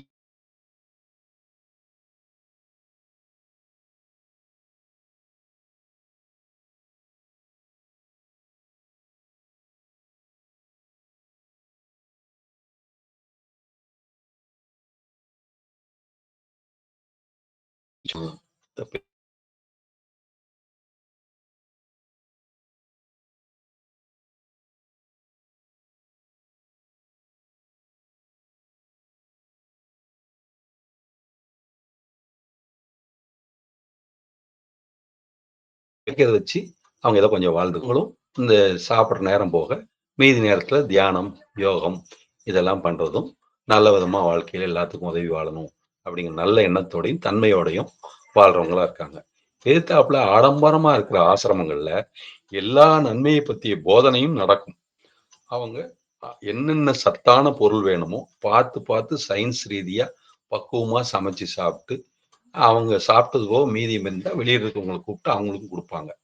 ஆனா, அத அவங்க சந்தோஷமா, ஆ போய் எங்க ஆசிரமத்தோட பேர நல்ல விதமா நீங்க விளம்பரப்படுத்துங்க என்ன, அடுத்த முறை நீங்க வரும்போது இந்த ஆசிரமத்துக்கு வந்து ஏதாவது ஒரு சின்ன ஹெல்ப் பண்ண முடிஞ்சா பண்ணிட்டு போங்க என்ன, சந்தோஷமா போயிட்டு வாங்க என்ன, அப்படின்னு மகிழ்ச்சியா அனுப்பி வைப்பாங்க. அவங்களும் வாங்குறவங்களும் வாங்கிட்டு மகிழ்ச்சியா போவாங்க. எதுவும் கட்டாயப்படுத்த மாட்டாங்க. அவங்களும் நல்லவங்க தான். அப்ப அந்த ரீதியில அவங்களும் மகிழ்ச்சியா போயிருவாங்க. அந்த எதுத்தாப்புல இருக்கிற ஆழமான ஆசிரமத்துல சகல சௌகரியமும் இருக்கு. அப்புறம் அங்க ஒரு உபன்யாசம் நடக்கும். யாரோ வெளியிலேருந்து நல்ல சான்றோர்கள பார்த்து கூட்டிட்டு வருவாங்க. மிகப்பெரிய உபன்யாசங்கள்லாம் நடக்கும். அதெல்லாம் அவங்க கேட்பாங்க. அதெல்லாம் திருப்தியா சாப்பிடுவாங்க. ஆனந்தமா கேட்பாங்க. அதுக்கப்புறம் நைட் ஆனோனே யாராச்சுன்னா, எல்லாம் கதவ அடைச்சு நல்ல விதமா படுத்து தூங்கிருவாங்க. இப்படி இந்த 2 இடத்துலயும் இப்படி நடந்துட்டு இருக்கு. இது இல்லாம கிழக்கு திசையில எப்படி இருக்குது? மேற்கு திசையில எப்படி இருக்குது? அப்போ தென் திசையில ஒண்ணுமே இல்ல. ஆனா வட திசையில மட்டும் ஒரு இடம் இருக்கு. அந்த வடதிசையில இருக்கிறவங்க தான் மிகவும் வித்தியாசமானவர்கள். அவங்க வந்து எப்ப சாப்பிடுறாங்க, எப்ப தூங்குறாங்க, எப்ப முழிக்கிறாங்க அப்படின்னு அவங்க நடவடிக்கைகளே ஒரு தினுசா இருக்கும். எப்ப வெளிய போறாங்க, எப்ப வர்றாங்கன்னு யாராலயுமே கண்டுபிடிக்க முடியாது. அந்த அளவுக்கு அவங்களோட நடவடிக்கை சஸ்பென்ஸாவே இருக்கும். சரிங்களா? இப்படிப்பட்ட ஒரு தன்மையில இருக்குது. இப்போ இந்த ரீதியில நம்ம பார்க்க போம்போது, இப்ப இதுல நீங்க சரியா பார்த்தீங்கன்னா, ஒண்ணு தமோ குணம் வசப்பட்டவர்கள். இன்னொன்னு ரஜோகுணம் வசப்பட்டவர்கள். இன்னொன்னு சாத்வீக குணம் வசப்பட்டவர்கள். எந்த ஆடம்பரமுமே எதையும் வெளிப்பாடுதலே இல்லாம, இந்த ரிஷி முனிவர் போக வடதிசையில இருக்கிறவங்க, மிகச் சிறப்பான வாழ்க்கை, யோகம், தவம், தியானம்னு வாழ்ந்து, ஆகாரம் எப்ப எடுக்குறாங்களோ, சின்ன அளவுல எடுத்துட்டு, ஏதோ வாழ்க்கைய நடத்திட்டு இருக்காங்க. ஆனா மேற்கு திசையில இருக்கிறவங்க அவங்க ஏதோ கிடைச்ச ஆகாரத்த சாப்பிட்டுட்டு, மீதம் இருக்கிற நேரம் அவங்களுக்கு தேவையானது மட்டும் அவங்க பார்த்துட்டு, ஒரு அமைதியான போக்குல அவங்க வாழ்ந்துட்டு தியானமோ, தவமோ பண்ணிட்டு இருக்கிறாங்க. அப்ப 3 இடத்துலயுமோ தியானம், தவம் எல்லாமே இருக்குது. ஆனா, இந்த ஆடம்பரமா இருக்கிற ரஜோ குணத்துல இருக்கிறவங்களுக்கு எல்லாம் நல்ல விதமா நடக்கிற மாரி தான் இருக்குது. ஆனா, அவங்க தூக்கத்துக்கு அதிக முக்கியத்துவம் குடுப்பாங்க. ஆடம்பரத்துக்கு அதிக முக்கியத்துவம் குடுப்பாங்க. அப்ப ரஜோகுணத்துக்கு குடுக்குற முக்கியத்துவத்த தெய்வீக தன்மைக்கு அதிக முக்கியத்துவம் குடுக்க மாட்டாங்க. புரிஞ்சுப்பாங்க. ஆனா, நடைமுறைப்படுத்துறது சிரமம். அதே நேரத்துல இந்த மேற்கு பக்கத்துல இருக்கிறவங்க அந்த அமைதியான போக்குடையவர்கள் தான். அவர்களும் ஏதோ கொஞ்சம் அனுபவம் அடைவார்கள். மிகச்சிறந்த அனுபவம் அவங்களுக்கும் கிடைக்கிறதில்ல. அப்போ இந்த தமோ குணத்தினாலேயும் மிகச்சிறந்த அனுபவத்தை பெற முடியாது. இதே நேரத்துல இந்த வடக்கு பக்கமா இருந்தவங்க என்ன செய்றாங்கன்னு கூட வெளிப்படையா தெரியாம, அவங்க சஸ்பென்ஸ்லயே எல்லா விதமான வாழ்க்கையும் சாத்வீக குணமா அந்த தான் செய்வது இன்னதென்று வெளியே தெரியாத அளவுல அவங்க தெய்வீகத்துக்குள்ள அவ்வளோ ஆழமாக போகும்போது, அதுதான் அவங்கள மேலான நிலையில கொண்டு போய் சேர்க்குது. அப்படிப்பட்ட உன்னதமான நிலையில இருக்கிற ஜீவியத்த தான் சாமி நமக்கு செய்ய சொல்லி சொல்லியிருக்கிறார். இதுதான் உலக சாந்திக்குள்ள ஜீவிதமா மெய் நான் உணரும் வழி. அதாவது நடுப்பாதை அப்படின்னு புத்தர் சொல்ற ஒரு பார்வை. அதாவது எத வேணாலும் சாப்பிடலாம், எப்படி வேணாலும் இருக்கலாம். அல்லது ஏதோ ரொம்ப கம்மியா சாப்பிட்டு, உடம்ப வருத்தி, ஏதோ கிடைச்சத சாப்பிட்டு தவத்த அதிக நேரம் நீடிச்சு, அப்புறம் மறுபடியும் முடியாம விட்டு, இப்படி குழப்பமும் பண்ண வேண்டாம். என்ன செய்யறோமோ நமக்கு மட்டும் அது தெரியணும். இப்ப எப்படி செய்யணுமோ அது மட்டும் நமக்கு மட்டும் தெரியணும். இப்போ நபிகள் நாயகம் கூட சொல்லுவார். நீ ஏதாவது தோசையோ, வடையோ, பூரியோ, பொங்கலோ சுடுறீங்க அப்படின்னா, உங்க வீட்டு சமையலறை வாசனை பக்கத்து வீட்டுக்கு போகுமானால், அவங்களுக்கும் குடுத்துட்டு சாப்பிடு அப்படிம்பாங்க. ராமகிருஷ்ண பரமஹம்சர் கூட சொல்லுவாரு. நீ உன்னுடைய பாடலால பக்கத்துல இருக்கிற என்னையே வசப்படுத்த முடியலையே, உன் பாடலால நீ இறைவனை எப்படி வசப்படுத்துவாய் அப்படிம்பார். உன் அண்டை வீட்டாருக்கும் நன்மையாக நடந்து கொள்னா நபிகள் நாயகம் சொல்றார். அப்போ நம்மோட வீட்டு வாசனை அவங்க பக்கத்துல இருக்கவங்க ஏழையா இருப்பாங்க. அவங்களுக்கு கிடைக்காதா இருக்கும். அப்ப நம்ம வாசனையா முறுக்கு சுடுற வாசனை அங்க போச்சுன்னா, அப்ப அவங்களுக்கும் 2 குடுத்துட்டு தான் சாப்பிடணும். இப்படிப்பட்ட தன்மை இருக்கணும் அப்படிங்கிறது தான் எங்க கருத்து. அப்போ எவ்வுயிரும் தன்னுயிர் போல் எண்ணி இரங்கவும் தெய்வ அருட்கணை செய்யாய் பராபரமேன்னு அந்த ஃபைனல் ஸ்டேஜ பத்தி அவர் சொல்றாரு. அப்போ அப்ப நம்ம உயிர் தான் அவங்க உயிருங்கிற அந்த ஒரு தனித்தன்மைய பரிபூரண நிலையில நம்ம உணர்வோம். அப்போ நான் எனக்கே தான் சேவை செய்திருக்கிறேன். நான் எனக்கே தான் தீமை செஞ்சிருக்கேன்னு நம்ம அப்பதான் புரிஞ்சுப்போம். அது இப்பவே புரிஞ்சுக்கோங்கன்னு சுவாமி விவேகானந்தர் சொல்றார். துறவு நெறியில சொல்லும்போது. அப்போ எந்த நன்மை செய்தாலும் அது உனக்கே செய்து கொள்கிறாய். எந்த தீமை செய்தாலும் அது உனக்கே செய்து கொள்கிறாய். அப்படிதான் சொல்றாங்க. அதனால எதனால் அளக்கிறீர்களோ, அதனால் உங்களுக்கு அளக்கப்படும்னு இயேசுநாதரும் அதே இத சொல்றார் பைபிள்ல. அதனால மிகச் சரியாக பார்ப்போம் என்றால், இந்த மெய்யான நான் என்பது பரிபூரணமான நிலையில் வேறு மாதிரி இருக்கிறது. சாதாரணமா இந்த மாயையாகிய சலனமாகிய உலகத்தில இந்த நான் வேற மாறி இருக்கிறது. இந்த 2 நிலையில இருக்கிற நானையும் புரிஞ்சுகிட்டு தான், நம்ம சரியான நானாக வாழ்வதற்கு, நான் நானாக இருக்க வேண்டும். நீங்கள் நீங்களாக இருக்க வேண்டும் என்று ஜெ. கிருஷ்ணமூர்த்தி சொன்னது மாரி, நம்ம துல்லியமான ஒரு போக்கை கண்டுபிடித்து, அதற்கு தகுந்த மாரி நம்ம உன்னதமான ஜீவியத்தை செய்ய வேண்டும். அதுதான் ரொம்ப ரொம்ப அவசியமாக இருக்கிறது. சரி. இன்னொரு வகையில இந்த நான பத்தி சொல்லலாம். ஏன் அப்டின்னா, நான் உங்ககிட்ட அப்பலே ஒரு இது சொன்னேன். அதாவது எப்படியாவது இன்னைக்கு போறதுக்குள்ள நீங்க யாரு? அதாவது உண்மையான நான் யாருன்னு உங்கள கண்டிப்பா உணர வச்சேன்னு சொன்னேன். அது முதல்லயே சொன்னதுலயே நீங்க பிரஞானம், பிரம்மம்ங்கிறதுலயே ஓரளவுக்கு உணர்ந்திருப்பீங்க. அதுலயே மிக சரியா உணர முடிஞ்சிருக்கும். அது உண்மதான். இருந்தாலும் இன்னொரு வகையிலயும் அத கொஞ்சம் சொல்லலாம். அப்படிங்கிறதுக்காக தான் இப்பவும் நான் உங்ககிட்ட சொல்லிட்டு இருக்கிறேன். இப்போ ஓரளவுக்கு அ கொஞ்சம் திருப்தியாகிற அளவுக்கு கரெக்ட்டா தான் அமைஞ்சிருக்குதுன்னு நெனைக்கிறேன். இருந்தாலும் இது கொஞ்சம் சொல்லலான்னு என்னோட ஆர்வத்தின்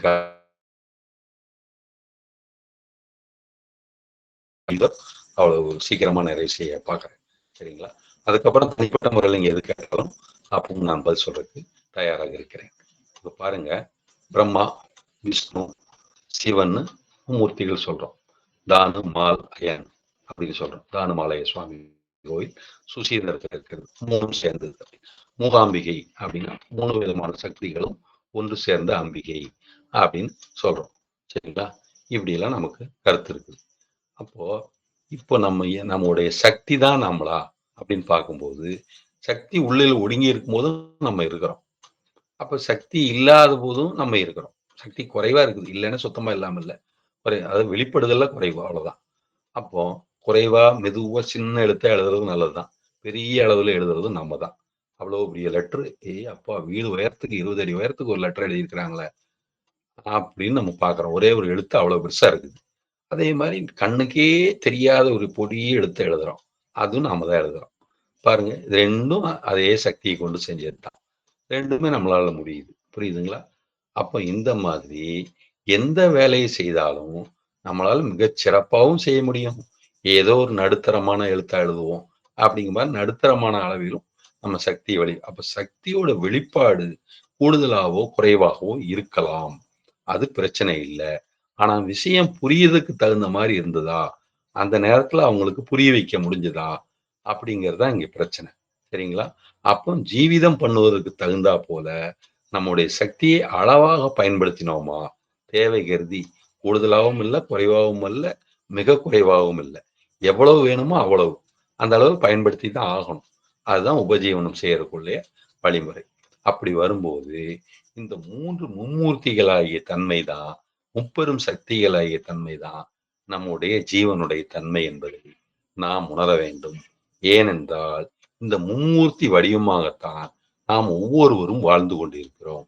என்னங்க கடைசியில என்னமோ நம்மல்லாம் மும்மூர்த்தின்னு சொல்றீங்க. அப்படிங்கிற மாரி யாராவது மூர்த்தின்னு ஃப்ரெண்ட் இருக்கிறதுனால அப்படி சொல்றீங்களா? இல்ல ஜெகதீசன்னு பேர் இருக்கிறதுனால அப்படி சொல்றீங்களா? அப்படின்னு சொல்றேன். ஆமா. உண்மையிலேயே பார்த்தீங்கன்னா, இது ஆளுகிறவன் ஈஸ்வரன் அர்த்தம். இந்த ஈஸ்வரன் எப்படியெல்லாம் நம்மள ஆள்றான் அப்படின்னு பார்த்தா, படைத்தல் தொழிலை பண்ணி நம்மள வாழ வைக்கிறான். அது அகங்காரமாகிய பிரம்மா. காத்தல் தொழிலாகிய தன்மைய பண்ணி நம்ம வாழ வைக்கிறாரு நீரணன் விஷ்ணு அப்படிங்கிற நம்முடைய மனமாகிய தன்மை. பாருங்க. அதுக்கப்புறம் சாத்வீக குணம் கொண்டு நம்முடைய உயர்ந்த நிலைமைக்கு நம்மளை பிரகாசத்தில துல்லியமான ஞானமாகிய அறிவோடு கூடி நம்மளை வழிநடத்துவது சிவனாகிய சாத்வீக குணமா இருக்கக்கூடியது.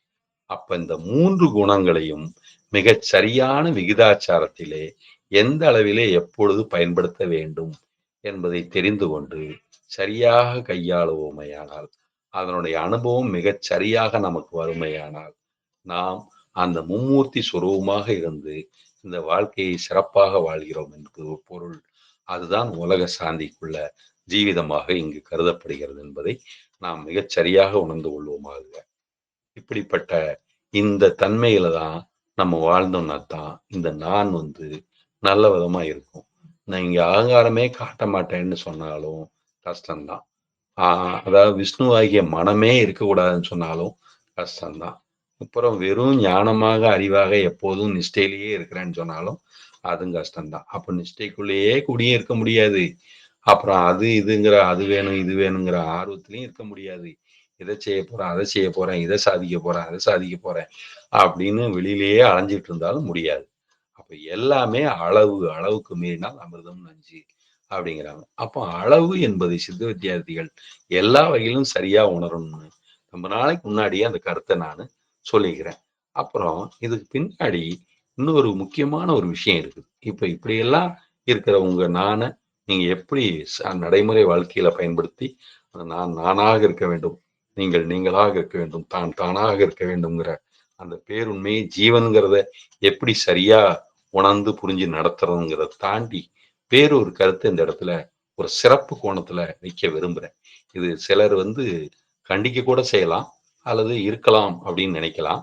இல்ல இதை உதாசீனப்படுத்தலாம்னு நினைக்கிறவங்க கூட உதாசீனப்படுத்திக் கொள்ளலாம், தவறில்ல. என் மனதுல பட்டதை நான் உங்க கருத்து முன்வைக்கணும் அப்படின்னு நினைச்சுதான் அதை சொல்றேன். ஏன் அப்படின்னா அனுபவத்திலையும் அப்படி இருக்கிறதா நான் நம்புறேன். அதனால அந்த கருத்தை நீங்களும் அதை செவிமடுக்கட்டுங்கிறதுக்காக தான் இப்ப அதை சொல்றேன். இப்போ நான் இந்த சித்த வித்தை பயிற்சியை எடுப்பதற்கு ரொம்ப ஆரம்பத்துல எனக்கு இது என்னன்னே தெரியாது. அப்படிப்பட்ட ஒரு நிலையில இருந்தேன். இது இதுல சொல்லலாமா என்னன்னு கூட தெரியாது. ஏதோ ஒரு துணிச்சல்ல இத நான் சரியா தான் சொல்றேன்னு நம்புறேன். சொல்றேன். இருந்தாலும் அந்த தெளிவுல உண்மையை சொல்றது தவறில்ல. அந்த அடிப்படையில தான் சொல்றேன். அப்போ எப்போ ஒரு முறை சின்ன வயசுல மூச்ச பிடித்தா உயிர் போய்விடுமே அப்படிங்கிற ஒரு எண்ணம் எனக்கு இருக்குது. அப்போ மூச்ச பிடிச்சு பார்க்குறேன். அப்போ அந்த குதத்துவாரம் வழியா அந்த மூச்சு போறத உணர்றேன். தம் கட்டுனா அது வழியா தான் உள்ள ஏறுது. அதுதான் போய் தட்டுது. அப்ப எனக்கு அது தெரியுது. ஓ! உள்ள போய் தட்டுதே! அப்படின்னு சொல்லிட்டு, அதோட அத முடிச்சுக்கிறேன். ஓ! இப்படி ஏறும்போது சத்தம் இப்படி வருதே! அப்படிங்கிறதையும் அது லேசா உணர்ந்துக்கிறேன். அதோட அது முடிஞ்சுது. சரிங்களா? இது கிட்டத்தட்ட 16, 15 வயசுல நடக்குது. சரிங்களா? இதுக்கப்புறம் பிற்பாடு ஒருத்தர் வந்து நானு வேலை செஞ்சுட்டு இருக்கும்போது, மில்லுல வேலை செஞ்சுட்டு இருக்கிறேன். அப்புறம் இந்த மாரி காட்டுக்குள்ள 6 மாசம், நாட்டுக்குள்ள 6 மாசம் இருப்பாரு. குடும்பஸ்தர் தான். ஒருத்தர் இருக்காரு. அவர போய் பார்த்தோம்னா, "நீ ஜோதிடத்துல ஆர்வமா இருக்கிற." ஏற்கனவே இது நான் வேற இதுல உங்களுக்கு லேசா சொல்லியிருப்பேன்னு நெனைக்கிறேன். சுருக்கமா சொல்றேன். பல பேர்ட்ட இது சொன்னது தான். அப்போ அவர்கிட்ட போயிட்டு இந்த ஜோதிட சம்மந்தப்பட்ட ஆராய்ச்சியில கேட்கும்போது, அவரு சொல்றாரு, "கிரகங்கள நீங்க எங்க பார்க்குறீங்கன்னாரு." நானு பஞ்சாங்கத்துலலாம் பார்த்து தெரிஞ்சுக்கிறேன். ஆகாயத்துல வான சாஸ்திரத்துல பார்ப்பாங்கல்ல. அந்த மாரி பார்க்கறதுக்கு நீங்க சொல்லி தந்தா தெரிஞ்சுக்கிறேன் அப்டின்னேன். "இல்ல உங்களுக்குள்ளேயே பார்க்கலாம் தெரியுமான்னாரு." "அது எப்டின்னு?" கேட்டேன். "இல்ல அது நான் ஒரு பயிற்சி இருக்குது. அத பண்ணீங்கன்னா தெரிஞ்சுக்கலான்னாரு." அப்ப குடுத்தது தான் இந்த பயிற்சி. அவர் பெருசா என்ட்ட சத்தியவாசகமோ ஒண்ணும் வாங்கிக்கல. என்ன கேட்டாரு, "நீங்க சைவமா இருக்கீங்களா?" "அசைவம்." "சைவம்னு" சொன்னேன். அப்புறம் பீடி, சிகரெட் வச்சுருக்காருன்னு எந்த பழக்கமும் இல்லன்னு சொன்னேன். "அப்படின்னா சரி நீங்க பொருத்தம் தான்" அப்படின்னாரு. அப்புறம் வடகரை ஆசிரமம்னு ஒண்ணு இருக்கு. நீங்க இதுல சேர்ந்துக்கலாம். நம்ம மார்க்கம் அகத்தியர் மார்க்கம். ஆனாலும் நீங்க இதுல சேர்ந்துக்கலாம் அப்படின்னு சொன்னாரு. அப்படி சில கருத்துக்கள அவர் சொன்னது மிகச் சரியாக இருந்தது. புருவமத்தி உணர்வு தொட்டு காமிச்சு, அப்புறம் அவர் தன்னுடைய ஊதல வந்து எனக்கு மிகச் சரியாக காண்பித்துக் கொடுத்தார். அப்ப சரியாக காமிச்சு குடுத்த அடுத்த செகண்டே எனக்கு, இது எப்போ நம்ம இந்த உயிர் போறதுக்காக பண்ண மாரி சவுண்டு தான் பானைக்குள்ள காத்தோட்ற மாரி ஓடுச்சு. இவரு அப்படித்தானே பண்றாருன்னு உடனே ஊதுனேன். அவ்வளோதான் படிச்சுட்டீங்க. அது இவ்வளோதான் அப்டின்னாரு. என் கூட வந்தவருக்கு முடியல. அப்போ அவரு சொன்னாரு, இவரு மறுநாள் வரமாட்டார்னாரு. அதே மாரி எனக்கு வயித்தால போகுது நான் மறுநாள் வர்றேன்னு சொல்ட்டாரு. ஆனா அவரு இப்பவும் இருக்கிறாரு. வைத்தியம், ஜோசியம்லாம் அவரு பார்த்துட்டு இருக்கிறாரு. அவரு இருக்கிறாரு. எனக்கு உபதேசம் குடுத்தவரு இப்ப இல்ல. என்னோட 4 வருஷம் மூத்தவர் தான். ரொம்ப பணிவா இருந்து, பக்தி உணர்வோட ரொம்ப தெளிவா, அமைதியா இருந்து குடுத்தாரு. செங்கோட்டையில தான் நான் ஒருத்தர்ட்ட வாங்குனேன். சரிங்களா? தென்காசி மாவட்டமா அப்ப அது இருக்குது. முதல்ல திருநெல்வேலி மாவட்டமா அது இருந்தது. சரிங்களா? அப்படி எடுத்துக்கலாம். சரி, அப்ப எதுக்கு இத சொல்ல வந்தேன் அப்படின்னு கேட்டீங்கன்னா, இந்த தன்மையில அந்த உபதேசத்த நானு அந்த எதுக்காக வாங்குனேங்கிறத தாண்டி, 3வது நாளே ஹாஸ்டல் டிராவலு இந்த மாரி இருந்து, எப்படி இந்த வித்த வாங்குனவங்க பக்குவமா நடந்துக்கணும்னு நெறைய சொன்னாரு. என்னடா இவர் சொல்லிட்டே போயிட்டு இருக்காரு நெறைய அப்படின்னு எனக்கு கொஞ்சம் கஷ்டமா இருந்தது. அப்ப அவர் சொன்னாரு, "நான் சொல்றது உனக்கு இப்ப அப்படிதான் இருக்கு. பின்னால வந்து நான் சொல்றதெல்லாம் பின்னால உனக்கு நல்லா ஞாபகம் வரும். தேவைப்படும்" அப்படின்னாரு. அதுக்கப்புறம் ஒரு 7, 8 மாசம், 9 மாசத்துல, 10 மாசத்துலயே அவர விட்டு நான் வேற ஒரு சூழ்நிலையில வெளியூர் வேலைக்கு போ வேண்டி வந்ததுனால பிரிஞ்சுட்டேன். ஆனாலும் பின்னால அவர் சொன்னதெல்லாம் உபயோகமாச்சு. அதே மாரி அவரு சொல்லிக் குடுத்த மாரியே 95ல உள்ளிலேயே நான் கிரகங்கள அவருடைய தன்மைய பார்க்க ஆரம்பிச்சு, அதுக்கு சம்மந்தமா நூலும் எழுதிட்டேன். அவர் வாக்கு பொய்க்கல. அது மாரி கடவுள் தன்மை நமக்குள்ள தான் இருக்கு அப்படிங்கிறதையும் சொல்லியிருந்தார். இப்படி பலவிதமான புருவ மத்திய உணர்வை எல்லாம் அவர் காமிச்சு தந்த மாரி யாருமே எனக்கு காமிச்சு தரல. அவர் முன்னால நடந்து போனா என்னோட புருவ மத்தியில இருக்கும். என் கூட ஈக்குவலா நடந்து வந்தா என் தல உச்சியில உணர்வு இருக்கும். அதே நேரத்துல அவர் எனக்கு பின்னாடி நடந்து வந்தா என்னோட பிடரியில உணர்வு இருக்கும். அவ்வளவு துல்லியமா அந்த உணர்வுகளையும், எந்த இடத்துக்கு போனா அந்த உணர்வு இல்லாம போகும், எதனாலலாம் அந்த உணர்வு பாதிக்கப்படும், நம்ம சக்தி வீணாகும், அப்படிங்கிற பாதுகாப்பையும் எனக்கு சேர்த்து அவர் சொல்லிக் குடுத்தாரு. அதனால மிகச் சரியா அப்படி வழி நடத்தி வரும்போது, கோயம்புத்தூருக்கு வந்து சேர்ந்தேன். அப்போ அவர் கோயம்புத்தூர் கூட வேண்டான்னு சொன்னாரு. சிரமப்படுவீங்க அப்படின்னாரு. அது மாரி அவர் வாக்கு அந்த இடத்துலயும் மிகச் சரியா தான் இருந்தது. நான் கொஞ்சம் சிரமப்பட்டேன். இருந்தாலும், இந்த 30 வயதுக்குள் முக்குற்றம் நீங்கி மெய்ப்பொருள் காணாதவர் காண மாட்டார்ன்னு கடும் முயற்சியில பண்ணேன். அப்போ சௌரிபாளையம் கணபதி சாமி ஆசிரமத்துக்கு வந்து அதெல்லாம் பார்த்து தெரிஞ்சுக்கிட்டேன். அப்புறம் ஜெபம் பண்ணி எப்படி பண்றது, உட்கார்றது, வைக்கிறதெல்லாம் கணபதி சாமியும் எனக்கு நல்லா வழிகாட்டுனாரு. அப்புறம் எனக்கு மிகச் சரியா தெரிஞ்சது. அப்பதான் அவர் சொன்னாரு, "உனக்கு என்ன தெரியும்ப்பா? அடுத்த முறை கொஞ்ச நேரம் கழிச்சு 1க்கு எத்தன மணிக்கு வரும்னு உன்னால சொல்ல முடியுமா?" அப்படின்னு கேட்டாரு. "இல்ல தெரியாது ஐயா" அப்படின்னு. அந்த மாரி தான் எல்லா விஷயமும் நம்மகிட்ட நடக்குது. இத நீ சரியா உணரணும். அப்படின்னு சொல்லி, சாமி கூட இருந்த அந்த விஷயங்கள் எல்லாமே நெறைய எனக்கு சொல்லியிருக்கிறாரு. அவர்ட்ட நெறைய பேசியிருக்கிறேன். அப்ப அங்க மெம்பர் ஆயி, அடிக்கடி அங்க கூட்டங்கள்ல வந்து இருக்கிற காலகட்டத்திலேயே நானு பேசியிருக்கிறேன். சரிங்களா? அப்ப அங்க நெறைய நண்பர்கள்லாம் அறிமுகமானாங்க. அப்படிலாம் இருந்தாரு. இப்போ அங்க அமிர்த கணேஷ் ஐயா பார்த்துட்டு இருக்கிறது எனக்கு தெரியும். அதுக்கு முன்னாடி கருணாகரன் ஐயா எல்லாரையுமே தெரியும். சரிங்களா? இப்ப அப்படி ஒரு இது எதுக்கு இவ்வளவு தூரம் சொல்ல வரேன் அப்படின்னா, அந்த காலகட்டங்கள்ல இந்த புத்தகம் கூட என்கிட்ட கிடையாது. நல்லா பார்த்துக்கங்க. சித்தவேதம் புஸ்தகம் கூட கிடையாது. அப்படி ஒரு நிலைமை தான் எனக்கு இருந்தது. அப்படி காலகட்டங்கள்ல அந்த எஸ்வி அ ஸ் அ சிவலிங்கம் அந்த எஸ்வி ராமசாமி ஐயாவ சந்திச்சேன். சரிங்களா? அப்பதான் அவர்கிட்ட அந்த 6 ஆதார அனுபவத்த இங்கிலீஷ்ல இருந்து தமிழ்ல மொழிபெயர்த்து சொன்னாரு. எழுதி வச்சுக்கிட்டு 6 மணி நேரம் ஒரு நாளைக்கு பயிற்சி பண்ணி, அந்த அனுபவத்தை பெற்றேன். அவர்கிட்ட நெறைய கேள்வி மூலமா தெரிஞ்சுக்கிட்டேன். சரிங்களா? அவர் பல்வேறு விதமான கருத்துக்களை எனக்கு சொன்னாரு. அப்புறம் சுந்தராவூரத்துல சைவ சித்தாந்தத்த பத்தி சொல்றதுனால, அப்புறம் ராமகிருஷ்ணா மெடிடேஷன், ராமகிருஷ்ணன் நூல்கள்லாம் நெறைய படிச்சேன். அது வீட்டுக்குள்ள 3 வருஷம் எங்கேயுமே போகாம இந்த உண்மைய உணரணும் அப்படிங்கிறதுக்காக, நீண்ட தவம்லாம் இருந்து, அதுல துரியம், துரியாதீதம் இந்த பலவித விதமான அனுபவங்கள்லாம் பெற்றேன். அப்படி இருக்கும்போது, அந்த சைவ சித்தாந்தத்த பத்தி எனக்கு சொல்லிக் குடுத்தவங்க, நம்ம பயிற்சிய பத்தி நான் அவங்களுக்கு சொல்லிட்டே இருந்தேன். அவங்க வாங்கணும், வாங்கணும்னு சொல்லிட்டு இருந்தாங்க. அப்புறம் ஒரு முறை நான் ஒரு சின்ன ஜோதிட மீட்டிங்ல போயிருந்தேன். அப்ப மீட்டிங்ல போகும்போது அவங்க அந்த அதுல பேசினவரு, "சித்தவேதன்னு ஒரு புத்தகம் இருக்குது. இதை வந்து ராமகிருஷ்ண பரமஹம்சர் எழுதியிருக்காருங்க." என்னடா ராமகிருஷ்ண பரமஹம்சர் புத்தகம் பூரா படிச்சுட்டோமே! அப்படின்னு பார்க்கும்போது, அப்பத்தான் எனக்கு அ பழைய மார்க்கெட்ல இருந்து ஒரு புத்தகத்த அன்னைக்கு தேடி எடுக்கிறேன். இப்படி ஒரு புஸ்தகம் இருக்கா சித்தவேதம். அவங்க ஆமா இருக்குது. ஆனா ஆசிரியர் நீங்க சொல்றது கிடையாது. வேற ஏதோ பேர் போட்டிருக்குன்னாங்க. எடுத்து பார்த்தா சிவானந்தபுரம் சார்.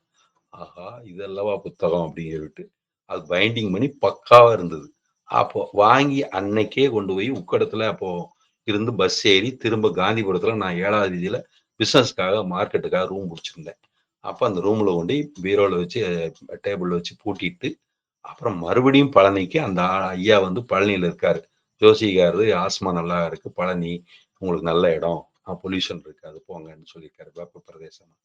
அதனால கோயம்புத்தூர் சுந்தராவூர்லேருந்து அவன அங்க போயிருந்தாரு. அதனால நானும் அங்க போனேன். நைட்ல எந்துச்சு கிரிவலம்லாம் போவோம். அப்புறம் அங்க போயிட்டேன். அங்க போய் அவர் வீட்ல தேடுனா, அ பக்கத்து வீட்டுக்கெல்லாம் ஜாதகம் எல்லாம் லேசா பார்த்து சொன்னேன்னா, அந்த அறிமுகத்துல அவங்க அவங்க மாறிட்டாங்க. ஏன்னா அந்த அம்மா வெள்ள புடவ கட்டிட்டு தாலிலாம் அவுத்துட்டாங்க. சிவலிங்க வழிபாடுலாம் காசியில கொண்டு போய் போட்டு வந்துட்டாங்க. ராமேஸ்வரம் போயிட்டு வந்துட்டாங்க. இப்ப பார்த்தா அந்த ஐயாவும் வெள்ளை வேஷ்டி தான் கட்டுறாரு. என்னன்னு தெரியல. இப்ப ஏதோ வெள்ளை வேட்டி மடம் இருக்குதாம்மா பழனியில. அங்க தான் போயிருக்கிறாங்கன்னு சொன்னாங்க. சரிம்மா நான் பார்த்துக்கிறேன் அப்படின்னு சொல்லிட்டு, அந்த தண்ணீர் குழாய் இருக்கிறதுக்கு நேரா கிரிவல பாதையில இருக்கிற இடத்துக்கு நான் போனேன். அங்க போய் பார்த்தா இவங்க வாஜகதீசா நம்ம அப்பா நம்ம நீ சொல்லுவீலப்பா அதான்ப்பா இது. அந்த உதேசத்த தான்ப்பா நான் வாங்கியிருக்கோம். வாப்பா நம்ம கணேசன் தான் மாரியம்மா இருக்கிறாங்க. வாங்க வாங்க உள்ள வாங்க தம்பி. அப்படின்னு நம்மள கூட்டு போய் உட்கார வச்சு இதான்ப்பா அப்பா சமாதியான இடம். அப்ப என் கையில புஸ்தகத்தையும் குடுத்து, இப்படி என்னைய அங்க கூட்டிட்டும் போய் சாமி சமாதியான இதெல்லாம் என் செயலாலே நடந்திருக்குது பாருங்க. அப்ப நமக்கு பின்னாடி நம்ம சித்தத்துல இருந்தோ, நம்ம சிவமா இருந்தோ, நம்ம உள்ளிருந்து ஒரு உணர்வு நம்மை எப்பொழுதுமே வழிநடத்தி கொண்டிருக்கிறது. அந்த உணர்வுக்கு நாம் முக்கியத்துவம் குடுக்க வேண்டும் என்பதற்காக தான், இந்த கதை கொஞ்சம் சொந்த கதையா இருந்தாலும், ஜீவித சரித்திரமா இருந்தாலும், கொஞ்சம் சரியா உணர வைக்கும் அப்படிங்கிற எண்ணத்துல தான், இதையும் நான் இந்த இடத்துல சொல்ல வேண்டியதாயிற்று. சரிங்களா? அதனால நம்ம வழிநடத்தக்கூடிய சக்தி உள்ளிருந்து நம்மளை வழிநடத்துகிறது. அந்த நம்பிக்கையோட அந்த சக்திய ஃபாலோ பண்ணோம்னா, அப்போ அப்பேற்பட்ட அனுபவமும், அதுக்கப்புறம் எனக்கு மிகச்சிறந்த அனுபவமும், சாமியார் சமாதிகள்லாம் மிகச்சிறந்த அனுபவங்கள்ல ஒவ்வொரு தடவையும் உள்ள உட்கார்ந்து பண்ணும்போது, மிகச்சிறந்த அனுபவம் உண்டாகும். ஒவ்வொரு சமாதிக்கும் போனா மிகச்சிறந்த அனுபவம் உண்டாகும். அதே மாரி வடகரையில சிவானந்த ரும்சர் ஆசிரமத்துல, அங்க போயிருந்தாலும் மிகச்சிறந்த அனுபவம். அந்த கதி பயிற்சியெல்லாம் அந்த ஐயா வேணுகோபால் ஐயா, அந்த அம்மா அ இன்னைக்கும் இருக்கிறாங்க. வேணுகோபால் ஐயா வீட்ல அந்த அம்மா, மீனாட்சி அம்மா இன்னைக்கு சுந்தராவத்துல இருக்கிறாங்க. ஃபோன்ல இப்பவும் தெளிவா பேசுவாங்க. அவங்களுக்கும் 82 வயசு, 85 வயசு ஆயிடுச்சு. சரிங்களா? அப்போ அவங்க கேட்பாங்க, "அன்னைக்கு ஜெகதீஷு வீட்ல படுத்து தூங்கிட்டு இருப்பான். அவ்வளோ யோகத்துல ஆழமா இருந்தான். அவன் மேல அப்படியே ஜொலி ஜொலி ஜொலின்னு ராத்திரி தூங்கிட்டு இருக்கும்போது மின்னல் வெட்டுற மாரி அவன் மேல அப்படியே ஏதோ ஒளி போயிட்டே பாஞ்சுட்டே இருக்கிறத நான் பார்த்துருக்கிறேன்." அப்படின்னு கூட சொல்லுவாங்க. ஏன்னா நாங்க கிரிவல பாதையில காலையில போகும்போது போயிட்டு வருவோம். ஒரு 6:30 மணிக்கு அந்த அம்மா இட்லி அவிச்சு வச்சிருப்பாங்க வீட்ல. அப்படியெல்லாம் கூட எத்தனையோ இடங்கள்ல இந்த சைவ சித்தாந்தத்தை பத்தி தெரிஞ்சுக்கிறதுக்காகவும், இந்த மாரி ஆன்மீக விஷயத்துக்கு தேடலுக்காக நெறைய இடங்களுக்கு போனேன். வேதாந்த ரீதியில எனக்கு உபதேசம் குடுத்தவரும் செய்தாங்க. இப்படி எல்லாத்துக்கும் சாமி ஏற்பாடு பண்ணாரு. எல்லாமே தானா நடந்ததுன்னு தான் சொல்லணும். அவ்வளவு நுட்பமான ஆழத்துக்கு என்னுடைய சொந்த முயற்சின்னு என்னால சொல்லவே முடியல. எல்லாமே அதுவே இருந்து வழிநடத்துனது. தெய்வீகம் தான் என்னை வழிநடத்துது. நான் வெறும் ஆர்வத்த மட்டும் காட்டினேன். அந்த ஆர்வம் கூட என்ட்ட குறையும்போது, அது எப்படியாவது மறுபடியும் திருப்பி என்னை இழுத்து கொண்டு வந்து உட்கார வச்சது. அப்போ உள்ளிருந்து ஓங்குவிக்கும் சீரோன் கடல் வெல்க அப்படிங்கிற மாதிரி நம்முடைய தெய்வீக தன்மை உள்ளிருந்து நம்மளை நடத்துறத நம்ம ஒவ்வொருத்தரும் தெரிஞ்சுக்கணும். அந்த தெய்வீக தன்மை தான் என்னைக்கும் நமக்கு நிரந்தரமா நம்ம கூட இருக்க போகுது. அந்த தெய்வத்தன்மையை தான் நம்ம உணர்ந்து வழிபடணும். வழி நடத்துறதுக்கு அதைத்தான் புரிஞ்சுக்கணும். அது புரிஞ்சு நம்ம அதுக்கு ஒத்துழைப்பு கொடுக்கணும். அப்படிப்பட்ட நான் தான் மெய்யான நான். அந்த மெய்யான நானோட உறுதியில தான் நம்ம ஒவ்வொருத்தரும் ஜீவித வாழ்க்கை நடத்தணும். அப்படிப்பட்ட தனித்தன்மையை நம்ம ஒவ்வொருத்தரும் உணர்ந்து நம்ம தெய்வீகத்தை வெளிப்படுத்தி எல்லோருக்குள்ளேயும் அதே தெய்வீகத்தன்மை இருந்துதான் வழி நடத்துது. அதுதான் அந்த ஈஸ்வரன். அந்த ஈஸ்வரனுடைய தனித்தன்மை தான் நம்ம ஒவ்வொருத்தரோட உண்மைத்தன்மை அப்படின்னு உணர்ந்துகிட்டு இந்த வாழ்க்கையும் அது கொடுக்கிற அந்த பிரபஞ்ச மனதாகிய ஈஸ்வரனுடைய தன்மையிலிருந்து பிரதிபலிக்கப்பட்டதுதான் இந்த சாதாரண வாழ்க்கையும். இந்த தெளிவையும் இவ்வளவு இருளுக்கு நடுவிலும் பிரம்மம் தன்னுடைய பாதையை தெளிவாக வைத்து வைத்திருக்கிறது அப்படின்னு சுவாமி விவேகானந்தர் கூறியதையும் இங்கு ஞாபகப்படுத்தி கொண்டு, அப்ப எல்லாம் வல்ல தன்மையில அவருடைய ஆத்ம பிரதிபிம்பமாக ராமகிருஷ்ண பரமஹம்சருக்கு காளி தேவியே அவருக்கு ஆத்மஸ்வரூபமாக இருந்து வழிநடத்தினதும் நமக்கு தெரியும்.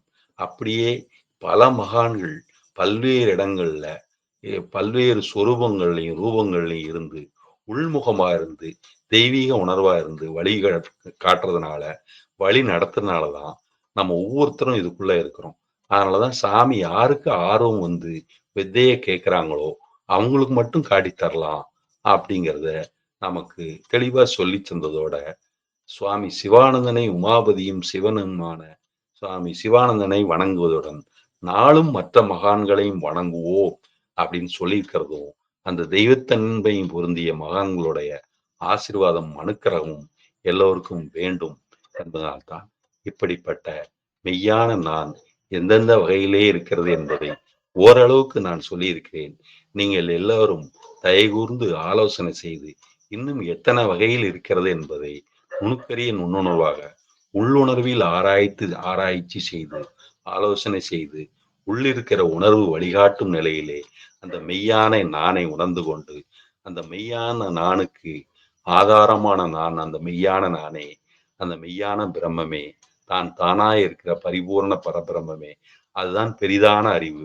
அந்த பெரிதான அறிவிலிருந்துதான் இந்த சிற்றறிவில் இவ்வாறு நாம் பேச முடிகிறது என்பதை புரிந்து கொண்டு சாதாரண அறிவுக்கும் ஞான அறிவிக்கும் பிரஜைக்கும் பிரஞை உணர்விற்கும் உள்ள வித்தியாசத்தை சரியாக உணர்ந்து கொண்டு பிரஜானம் பிரம்மம் என்பதுதான் உண்மையான நான் என்பதை ஒவ்வொருவரும் நாம் உணர்ந்து கொண்டு அந்த பேரறிவே பரபிரம்மம், அந்த பேரறிவு சொருவம்தான் நாம் என்கிறதை நாம் உணர்ந்து கொண்டு எல்லாம் வல்லான் தனையை ஏற்று என்கிற நிலையிலே அந்த தூய வெளியாக இருக்கிற அருளுணர்வை என்றென்றைக்கும் வேண்டி விரும்பி அன்பு செய்து என்றென்றைக்கும் நித்திய வாழ்வை ஆனந்த வாழ்வை பெற்று ஆனந்தத்திலே பிறந்தோம் ஆனந்தத்திலே வாழ்ந்து ஆனந்தத்திலே ஐக்கியம் அடைய வேண்டி மனமாற இறைஞ்சி கேட்டுக்கொண்டு ஒரு சரியான நேரத்திலே 10:21 12வது பாகம் நான் யார் என்பதை மகிழ்ச்சியுடன் நிறைவு செய்து சிவானந்தபுரம் அருளையும் இறைவன் அருளையும் வேண்டி அமைகின்றேன்.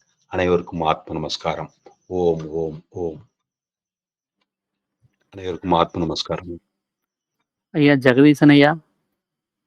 ஆத்ம நமஸ்காரம் ஐயா. ஆத்ம நமஸ்காரம் ஐயா. அருமையா இருந்தது. எனக்கு ஒரு சின்ன ஒரு சந்தேகம் ஒண்ணு வந்துச்சுங்க. இப்போ உங்களுடைய அந்த வாழ்க்கை வரலாறுல இருக்கக்கூடிய விஷயங்கள் நீங்க சொல்லும்போது, என்கிட்ட இதுக்கு முன்னாடியே ஒருத்தர் வந்து கோயம்புத்தூர்ல இருக்கக்கூடியவர் வந்து கேட்டாரு. உடையாம்பாளையத்துல இந்த 5 கதிகள் சொல்லி தர்றாங்களே, அத நாம போய் கத்துக்கலாமா அப்படின்னு சொல்லி கேட்டாரு அவரு.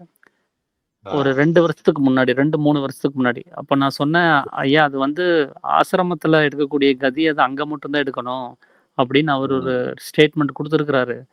வெளியில போய் எடுத்தீங்க அப்படின்னு சொன்னா, அது கலக்கம், மூளைக்கு கலக்கம் ஏற்படும். அதனால ஏதாவது ஒரு உபத்திரவம் வந்துச்சுன்னா, அதுக்கு எந்த வகையிலயும் நாம் பொறுப்பல்ல அப்படிங்கிறதையும் சொல்லியிருக்கிறாரு. அதனால அது நமக்கு அவசியம் அப்படின்னா, அந்த உலகத்துல இருக்கக்கூடிய நிலைமையில இருக்கக்கூடிய நமக்கு அது அவசியம்னா, சாமி அத நமக்கு நேரடியாவே சொல்லிக் குடுத்திருப்பாரு. ஏன் வந்து ஆசிரமத்துல இருக்கக்கூடியவங்களுக்கு மட்டும் 250 ரூல்ஸ்ல ஃபாலோ பண்றவங்களுக்கு மட்டும் அத இண்டிவிஜுவலா அவர் சொல்லி தர்றாரு அப்படிங்கிறதுல ஏதாவது ஒரு அர்த்தம் இருக்கும். அதனால அத நம்ம மீறி நம்ம செயல்பட வேண்டாம் அப்படின்னு அவருக்கு ஒரு அறிவுரை சொன்னா, நான் அவர் அத கேட்கல. அவரு எப்பவும் போல அவர் பாட்டுக்கு எடுத்துட்டு அவர் இருக்கிறாரு. அதுக்கப்புறம் அவர பத்தி நான் விசாரிக்கவும் இல்ல. இப்ப என்னுடைய சந்தேகம் என்னன்னா, இதுதாங்கய்யா. இது அந்த கதியை எடுக்க வேண்டாம் அப்படின்னு அவர் ஒரு ஸ்டேட்மெண்ட்டே குடுத்தும் கூட, கணபதி சுவாமி அப்பாவோட அவ்வளோ நெருக்கமாக இருந்தவரு. ஆமா. ஆசிரமத்துல இருக்கும்போது அப்பாவுக்கு அவர் தான் மசாஜ் செஞ்சு விடுவாரு அப்படின்னு கூட நான் கேள்விப்பட்டிருக்கிறேன், கணேஷ் ஐயா சொல்லி. ஆ. அப்ப அவ்வளோ நெருக்கமா இருக்கிறவரு, எதுக்கு அவருடைய ஸ்டேட்மெண்ட்ட மீறிய ஒரு 5 கதிய அவர் வந்து வெளியில வெளியிடணும்? அப்படிங்கிறது என்னுடைய கேள்விங்க. சரிதான். இதுல நான் வந்து யாரையும் குறை சொல்றதுக்காகவோ, குற்றம் சொல்றதுக்காகவோ சொல்லல. ம். சரியா புரிஞ்சுக்கணும் அப்படிங்கிறதுக்காக தான் சொல்றேன். அவங்க இது வந்து சித்திரை மாசம் இப்போ வரப்போகுது. சித்திரை மாசம் இப்போ கொஞ்ச நாள் தான் இருக்கு. இன்னைக்கு 1 வாரம் கழிச்சு சித்திரை பொறக்குதுன்னு நெனைக்கிறேன். ம். சரிங்களா? அது ஒவ்வொரு சித்திரையிலயும் அவங்க அது மாரி பண்றது வழக்கம். இன்னைக்கும் அந்த பழக்கம் தொடர்ந்துட்டு தான் இருக்குது. அப்ப இதுவும் கூட சிவானந்த பரமேஸ்வருடைய ஒரு எப்படி சாமய சமாதி குரு கையினால வைக்கப்பட்ட சமாதி நமக்கு ஒரு உதாரணமாக இருக்கிறதோ, அப்படி இந்த கதி பயிற்சி வேண்டியது இல்லை அப்படிங்கிறத ப்ரூவ் பண்றதுக்கு அப்படி யாருக்காவது ஒரு ஆசை வந்தால், அதை இந்த வகையில அவங்க தெரிந்து கொள்ளட்டும். அப்படி தெரிஞ்சு கொண்டு அந்த கதியினால பெரிய அனுபவம் யாரும் பெற்றவர்கள் ஒருவரும் இல்லை. அப்படிங்கிறத உணர்ந்துக்கிறதுக்கு ஒரு சாம்பிளா இருக்கட்டும். அப்படின்னு சாமியும், அப்புறம் கணபதி சாமியும் சேர்ந்து செய்த ஒரு சங்கல்பமாக கூட இது இருக்கக்கூடுமோ என்று என்னுடைய உள்ளத்திற்கு தோன்றுகிறதை, நினைக்கிறதை இங்கே பகிர்ந்து கொள்கிறேன். அந்த அளவுக்கு தான் எனக்கு அது எட்டுது. சரிங்களா? ம். அதனால அந்த கதி பயிற்சிய யாரு ஆர்வமா போய் எடுத்தா, நானா அதே ஆர்வத்துல போய் நானே எடுத்திருக்கிறேன். சரிங்களா? ம். அது எனக்கும் தெரியாம இருக்கக்கூடாது. மத்தவங்களுக்கு சொல்லணுமே, சரியா தப்பான்னு உணராம, பார்க்காம, அனுபவிக்காம சொல்லக்கூடாதே! அப்படிங்கிறதுக்காக தான் நான் போய் எடுத்தேன். அத ம். சாமிட்ட சொல்லிட்டு தான் போய் எடுத்தேன். நினைவால சொல்லிட்டு தான் போய் எடுத்தேன். அப்படி எடுத்ததுனால, எனக்கு அதோட உண்மை தெரிஞ்சு போச்சு. இன்னும் சொல்லப்போனா, தொண்டை மத்த பிரச்சனைகள்லாம் ஒரு பாதிப்பு தான் வந்ததுன்னு தான் சொல்லணும். ஏன்னா, நானும் கொஞ்சம் வல்கரா பண்ணியிருக்கிறேன். ஏன்னா, உனக்கே தெரியும். அதனால வந்து குரல் நானும் கூட பாதிச்சா மறுபடியும் சரியாகாதும்பாங்க. அந்த மாரி பாதிக்கிற அளவுல தான் அது இருந்தது ஒழிஞ்சு, அதனால பெரிய பிளஸ் எதுவுமே இல்ல. அதனால ம். தான் சொல்றேன். வேண்டியது இல்லன்னு சொன்னது மிகச் சரியான உண்மதான்.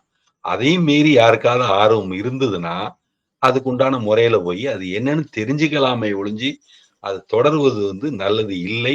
அப்படி யாரும் பிரமாதமா சாதிச்ச ஆளுகளும் இதுவரைக்கும் நமக்கு ஞாபகத்துக்கோ, கேள்விப்படுறதுக்கோ, அறிவுரைக்கோ, அனுபவத்திற்கோ வரவில்லைங்கிறது தான் என்னோட தனிப்பட்ட ஒரு உணர்வு அனுபவமாக, நினைவு அனுபவமாக இருக்கிறது.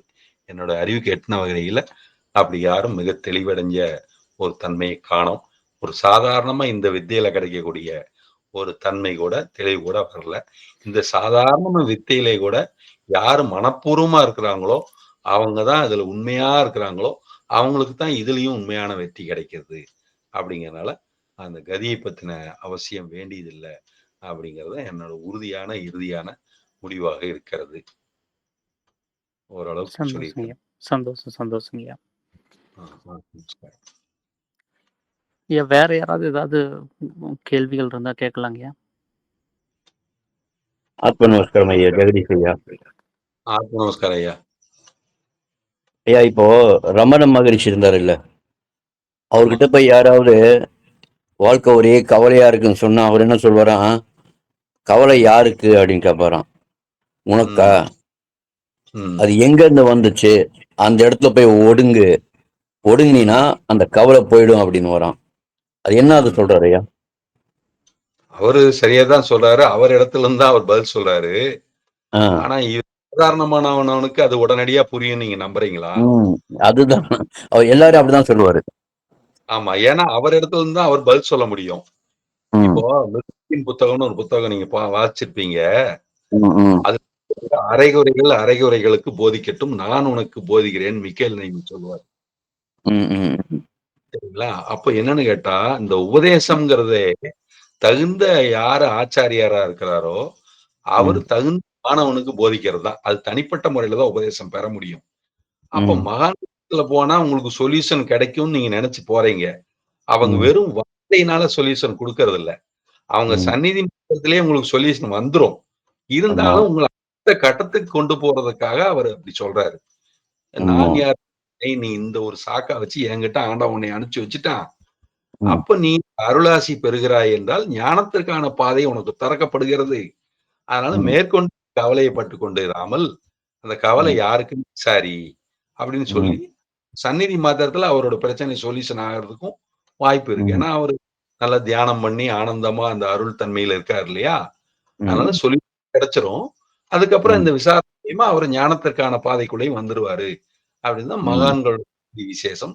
சாது தரிசனம், பாவ விமோச்சனம் அப்படிங்கிறது ஒரு அர்த்தமாவும் அது அமையுதுன்னு நான் நினைக்கிறேன். அப்படிங்க. சரியா? அப்புறம் ஐயா, இப்போ இயேசு கிறிஸ்து இருந்தாருல்ல, ஆமா. அவர் வந்து சிலுவையில அரைஞ்சாங்க. அரைஞ்சு ரத்தமெல்லாம் சிந்தினாரு. அவங்க ம். என்ன சொல்றாங்க, இந்த ரத்தம் சிந்தி தான் எல்லாரோட பாவத்தையும் அவர் எடுத்துட்டார், சுமந்து தீர்த்தாரு அப்படின்றாங்க. அது எந்த இதுல சொல்றாங்க அப்படி? அ அதாவது அவர் சிந்தின ரத்னம் எல்லாரும் பாவத்தையும் சுமந்து தீர்த்தாரு அப்படின்றாங்க. அதாவது என்னன்னா, ஒருவர் அத்தனை பேருக்காகவும் ஒருத்தர் ரத்தினம் சிந்துனா ம், எல்லாருடைய பாவம் அட்வான்ஸாவே எல்லாம் பாவமெல்லாம் தீர்ந்து போச்சு. அப்படிங்கிற ம். மாரி இயேசுவின் ரத்தம் பாவ விமோசனம் அப்படிங்கிற மாரி பாவத்துக்கு ஆமா. தோசை ஆயிருது அப்படின்னு சொல்லிட்டு, அன்னைக்கே ம், முன்கூட்டியே தெரிஞ்சு பாவிகளை ரட்சிக்கவே நான் வந்தேன்ட்டு, அது ஆமா. முதல்லயே அதுக்காக ரத்தம் சிந்திட்டாரு. அப்படிங்கிற மாரி ம், ஒரு கருத்து இருக்கிறது. சரிங்களா? அந்த ஆமா. கருத்து தான் அவங்க சொல்லிட்டு இருக்கிறாங்க. அதுல ம், இன்னும் மாறுபட்ட கருத்து இருக்கிறவங்களும் இருக்கிறாங்க. என்ன? ம், நம்ம அதோட தாத்பரியத்த அது உள்ளார்ந்த தன்மைய நம்ம விசாரிப்போம். அப்படி விசாரிக்கிறதா இருந்துச்சுன்னா, ஒருத்தரோட ம், ரத்தம் கண்டிப்பா அத்தனை பேர் பாவத்துக்கும் அட்வான்ஸா விமோசனமா இருக்கறதுக்கு சான்ஸே ம், இல்ல. சரிங்களா? ம். அப்ப ஆமா. 2வது இல்ல அறைஞ்சிருக்கிறாங்க அறையில அப்படிங்கிறதெல்லாம் கூட நமக்கு அது மிகப்பெரிய ஒரு ஆராய்ச்சிக்குள்ள விஷயம். அது அவங்க ம், அந்த நம்பிக்கைப்படி அவங்க இருக்கட்டும். அத அதான். பத்தி ம், பிரச்சனை இல்ல. ஆனா, நம்ம இந்த ரத்தம்ங்கிற விஷயத்துக்கு வந்தோம்னா, சாமி ம், ரத்தம்ங்கிறது குண்டலினின்னு சொல்றாரு. அப்ப ம், நம்மகிட்ட அந்த பிணத்துக்கு தான் ரத்தம் இல்ல அப்படின்னு. ம், அப்ப நமக்கு ம், ரத்தம் சுத்தமா இருந்துச்சுன்னா, ம், சுக்கிலமும் பியூர். ரத்தத்துல ம், சுத்தம் தான் சுக்கிலத்த நம்ம ம், ஊதி ரசவாதம் பண்ணி நிறுத்த முடியும். அப்ப ம், நம்மளுக்கு ம், ஞானம் அந்த குண்டலினி தான் ஞானம்ங்கிறாரு. அப்ப ம், குண்டலினி தான் விசேஷ ஞானம். வாலைன்னு பேரு. இப்ப ம், வாலா ம், வாலை சுவாமி, வாலா ம். வாலா சுப்பிரமணி கூட இன்னைக்கு ஒருத்தர் சொன்னார். பாலசுப்ரமணி கிடையாது, வாலசுப்ரமணியனாரு. ஆ, ஆமா. அதுதான் அப்படிங்கிறாங்க. நீங்க அனுப்பிச்சிருந்தா உங்களுக்கு பார்த்திருப்பீங்க. ஆமா, அப்போ பார்த்தேன். அதுதான் பாங்கிறது வாவா உச்சரிப்பாங்க. அதுதான் ம், உண்மையிலே கரெக்ட்டு அப்படிங்கிறாங்க. அப்ப அந்த வாலை குண்டலினி, பாலா ம், திரிபுர சுந்தரி வாலை திரிபுர சுந்தரி தான். அப்ப அது ம், குண்டலினி தான். நம்ம ரத்தத்துல இதுக்கு முன்னால அந்த ஜொலிப்பு என்னன்னு யாராலயும் தெரிய முடியாது. அந்த ம், ரத்தத்தினால ஒவ்வொருத்தருக்குள்ளயும் ஓடக்கூடிய அந்த ரத்தத்தினால ஞானம் தெளிந்து, இந்த பாவத்திற்கான பாதை இல்லாமல் செய்யப்படுகிறது. அதாவது ம், அறியாமைக்கு பாதை இல்லாமல் செய்யப்படுகிறது. அந்த இயேசுவின் ரத்தத்தினாலே பாவ விமோச்சனம் அப்படின்னு அவரவருக்குள்ள இறைவன் தான் ரத்தமா இருக்கிறான். குண்டலினி சக்தி, விஸ்வ ஜனனி குண்டலினின்னு ஒவ்வொருவருக்குள்ளேயும் ரத்தமாக இருக்கிறது. அந்த ரத்தத்தினால தான் நமக்கு பாவம் விமோச்சனம் ஆகிறது. பாவம்னா என்னது? ம், மூச்சு அதோகதியாக போகிறது. அப்ப ம், மூக்கிலே போடக்கூடிய மனிதனை நம்பக்கூடாதுன்னாரு. அப்போ அறியாமையினால, அகங்காரத்தினால அது இதுங்கிற விசாரணையை விட்டுட்டு ம், ஞானத்தினால சரியா செய்ய வேண்டியதை மட்டும் சரியா செஞ்சுட்டு, அதன் ம், மூலியமா எந்த பற்றுக்களும் இல்லாமல், தூய தன்மையாகிய அறிவு ஞானத்தினால, பந்தத்திலிருந்து மோட்சம், விமோச்சனம், முக்தி, மோட்சம் அடைவதனால தான், எல்லார் பாவங்களும் இரத்தத்தினால தான், இயேசுவின் இரத்தத்தினாலே சுத்தி செய்யப்பட்டது. இயேசுவின் இரத்தத்தினாலே பாவ விமோச்சனம் தரப்பட்டது. அப்படிங்கிறது இந்த குண்டலினி ஆகிய ரத்தம்ங்கிறத சுவாமி சிவானந்தபுரம் நடவடிக்கை கிரமம் மூலியமா தெளிவா உணர்த்தியிருக்கிறாருங்கிறத இங்க நம்ம புரிஞ்சுக்கிறோம். அதான் விஸ்வ ஜனனி குண்டலினி லோக மாதாவான அம்பிகையாக்கும் அப்படின்னு சொல்றாரு. அப்போ சக்தியோட சேர்ந்து தாயுடன் கூடி தனையனை காணல். நாத முடிவில் நல்லாள் இருப்பதும் அப்படின்னு சொல்றாங்க. அப்ப நாதத்தை நம்ம ஓதுறோம். நான் ஓதி முடிந்தவர், ஓதி உயர்ந்தவர், ஓங்கி உயர்ந்தாரே. ஓதி உணர்ந்தவர், ஓங்கி உயர்ந்தாரேன்னு திருமந்திரமும் சொல்லுது. அதனாலதான் இந்த நாதத்தை நம்ம ஓதுறோம். அதுதான் வாசி நாதம். வாசி நாதம் தான் குண்டலினி, வாசி குண்டலினி. இதைத்தான் நம்ம மேம்படுத்துறோம். இதுதான் ரத்தத்தினால் இயேசுவின் ரத்தத்தினாலே எல்லா உயிருக்கும் பாவ விமோசனமாக இருக்க முடியும் அப்படிங்கிறது நம்ம ஆலோசனை மூலியமா இந்த அளவுக்கு ஓரளவு விளக்கியிருக்கிறோம்னு நம்புறேன். சரிங்களா? ஆமா. அ சரியா இப்போ அந்த புரிஞ்சு பழைய ஏற்பாடுல இந்த ரத்தத்தை வாசக்கால்லாம் சிந்திய ஒரு ஒரு இன்சிடென்ட் வரும் ஐயா. ஆ பழைய ஏற்பாடுல வரும். இப்போ சரி. நம்ம குங்குமம் எல்லாம் வைக்கிறான் பாருங்க வாசப்படியில. ஆமா. அது கூட மோரலஸ் அது ரிலேட்டடா தான் வர்ற போல இருக்கு. அதாங்கய்யா, இவங்க புறத்துல சில அடையாளமா சிம்பாலிக்கா வச்சுக்கலான்னு அனுமதிய, பின்னால ம், வந்தவங்க ஒவ்வொரு மாரி மாத்தி விட்டாங்க. ம், அத ம். வந்து அதாவது பலி குடுக்கறதுன்னு இருந்தது. அதாவது நம்ம ம். சொல்லியிருக்காரு. அஜ பலி, குக்குட பலி அப்படின்னு சொல்லியிருப்பாங்க. ஆமா. ம், ம். என்றால் ஆடுன்னு பொருளு. குக்குடம் ம், ம். என்றால் கோழி, அதாவது சேவல் கோழின்னு அர்த்தம். இத ம். பலி குடுக்கணும்னு அர்த்தம். இதெல்லாம் நம்முடைய புறத்துல சிம்பாலிக்கா காட்டப்பட்ட மிருகங்கள். அப்ப ம், ம். மிருகங்கள் தான் புற அடையாளமாக காட்டப்பட்டது. யானையினுடைய தோலை உரித்து சிவபெருமான் போத்திக் கொள்ளணும் என்ன அவசியம் இருக்குது? வெங்கட் ம், ம். கரியுரி என் சேவகன் மெய் அடி போற்றி அப்படிம்பாங்க. அப்ப ம். அந்த யானை தோலை உரித்தி போர்த்தவா அப்படின்னு சொல்லுவாங்க. அதுக்கு அர்த்தம் அப்படி இல்ல. யானைங்கிறது கருப்பான தோல்ல அறியாமைன்னு அர்த்தம். அறியாமையை ம். நீக்கி அர்த்தம். என்ன ம். அறியாமை நீக்கி விடுகிறார் உயிர்களுக்கு அப்படின்னு தான் அதுக்கு பொருத்தம். சரிங்களா? அப்படிதான் அதுக்கு ம். அர்த்தம். அஜபலினா ஆங்காரமாகிய ஆடு. ஆடு ஒரு ஒரே ஒரு வெள்ளாடு இருந்ததுன்னா, வேலி பூரா மேய்ஞ்சு, அது உள்ள இருக்கிறதையும் சேர்த்து மேய்ஞ்சிரும். மொத்த ம். காடையும் மேய்ச்சிரும் அப்படின்னு சொல்லுவாங்க. அதனால ம். அந்த ஆடு என்ன பண்ணுமா, கீழ இருக்கிறதெல்லாம் மேய்ஞ்சது பத்தாதுன்னு 2 காலையும் மேல தூக்கி போட்டு, உயரத்துல ம். இருக்கிற நஞ்சா இருந்தாலும் 2 வாய் கடிச்சு பார்க்கறதுக்கு, அத ஆங்காரம் ம். முயற்சி அப்படி ம். அகங்காரத்தை பலி வேண்டும். இந்த சேவல் கோழி ம். பாருங்க, சண்டை போடுறதுக்கு ரெடியா இருக்கும். நல்ல ம். வாட்ட பெரிய சேவக்கோழிலாம் உண்டு. அந்த ம். சேவக்கோழிலாம் யாராவது பெரிய ஆளு வந்தா கூட அவங்கள போய் மிரட்டும். அப்படி ஆமா. தட்டும். கோழி கூட கரெக்ட். மேய்ஞ்சிட்டு இருக்கும்போது. அப்ப அதுல ஒரு வகையான அகங்காரம் இருக்குது. சரிங்களா? ம். ம். இப்படி அகங்காரத்தை நாம் இல்லாமல் செய்து கொள்ள வேண்டும்ங்கிறது தான் புறத்துல அடையாளமா இந்த மாரி அஜபலி, குக்குட பலி அப்படின்னு இந்த ம். பலிய அடையாளம் வச்சிருந்தாங்க. அதனால இந்த ம். பலி குடுக்கறது மூலியமா அப்படின்னு இந்த அஸ்வமேத யாகம், அதுல இந்த குதிரைய பலியா குடுக்கறது, அஸ்வத்தை பலி குடுக்கறது, ம். யாகங்கள்ல, ஹோமங்கள்ல அந்த மாரி சொல்லி தவறுதலாக புரிந்து கொண்ட நம்பிக்கை இருந்தது. இந்த அஸ்வம், குதிரை எல்லாம் வந்து வாசி யோகத்த குறிக்கக்கூடியது. அதெல்லாம் ம். உள்ளில இது அகங்காரத்த உள்ளில ஒடுக்க வேண்டியது. அத புறத்துல ம். அடையாளமா இருக்கிறது. பல பேர் அது மூட நம்பிக்கையா புரிந்து கொண்டதுனால தான், பின்னால தவறுதலாக அதோட எச்சங்கள்லாம் மிஞ்சி இருக்கிறது தான், இன்னைக்கும் குங்குமம், சந்தனம் வைக்கிறது, இந்த மாரி சில ம். வழக்கங்கள், பூ வைக்கிறது, ஒண்ணுமே இல்லனாலும் எலுமிச்சம்பழத்துல குங்குமத்த தடவி 4 மூலைக்கு நானும் கூட ம். ஆரம்பத்துல அந்த வேலைய ம். செய்திருக்கிறேன். அது ஒரு ம். நம்பிக்கை பொய்க்க வேண்டாம் அப்படிங்கிறதுனால அப்படி செய்திருக்கிறேன். இப்பதான் அதோட உண்மைகள்லாம் தெரியுது. எனக்கு உண்மையான விபூதி செய்யறது, உண்மையான ம். குங்குமம் அதோட பலன் என்னங்கிறது எல்லாமே நல்லா தெரியும். எலுமிச்சம்பழத்த எப்படி சரியா பயன்படுத்தணும், அது எவ்வளவு பெரிய நன்மைக்கு பயன்படும் அப்படிங்கிற ரகசியமெல்லாம் தெரிஞ்சதுனால, இன்னைக்கு சாதாரணமா சொன்னத, பின்னால வந்தவங்க தப்பிதமா புரிஞ்சுக்கிட்டாங்கங்கிறத புரிஞ்சுக்கிட்டேன். ம். அப்படி தெரிஞ்சும் அவங்க தவறுதலா புரிஞ்சிருக்காங்க. நீங்க கேட்ட கேள்வியினால இப்படி நெறைய விஷயங்கள் நமக்கு தெளிவாச்சு. உண்மதான். நன்றி உங்களுக்கு. நன்றி ஐயா. நமஸ்காரம். ஐயா சேகர் ஐயா, ம். சொல்லுங்க ஐயா. நீங்க கேட்ட அந்த ரத்தம் பூசுற அந்த நிகழ்வ பத்தி எனக்கு ஒரு ஞாபகம் இருக்கு. நான் படிச்ச மாரி. ஆமா. பழைய ம். ஏற்பாடுகள்ல, ஆமா. அப்ப வந்து மோசேவுடைய காலகட்டங்கள்ல, ஆமா. இஸ்ரேல் ஜனங்கள் வந்து எகிப்துகிட்ட ரொம்ப அடிமை அ இதா இருந்திருப்பாங்க. ஆமா. அப்ப எல்லாரும் சேர்ந்து பிரார்த்தனை பண்ணுவாங்க. அப்போ ம். மோசேவும் சேர்ந்து பிரார்த்தனை பண்ணுவாரு. அப்போ ம். இறைவன் வந்து ஒரு 10 வகையான அ இம்சைகள வந்து அந்த நாட்டுக்கு குடுப்பாரு. அந்த ஓடுற தண்ணியெல்லாம் ரத்தமா மாறிரும். ஆறு, குளம் ஆமா. எல்லாத்துலயுமே. ம். அப்புறம் வெட்டுக்கிளிய வந்து ஊர் ஃபுல்லா அவர் வந்து ஆமா. கொண்டு வந்து பயிரெல்லாம் இதாகிற மாரி செஞ்சுருவாரு. அங்க அதுல அந்த 10வதா அவர் குடுக்கக்கூடிய அந்த பனிஷ்மென்ட் தான் வந்து ஒவ்வொரு குடும்பத்தில இருந்து பிறக்கக்கூடிய முதல் ஆண் குழந்தை இறந்துரும். ம். ம். அப்போ அது இருக்கக்கூடாது அப்டின்னா, மோசே கிட்ட ஒரு பரிகாரம் சொல்லியிருப்பாரு.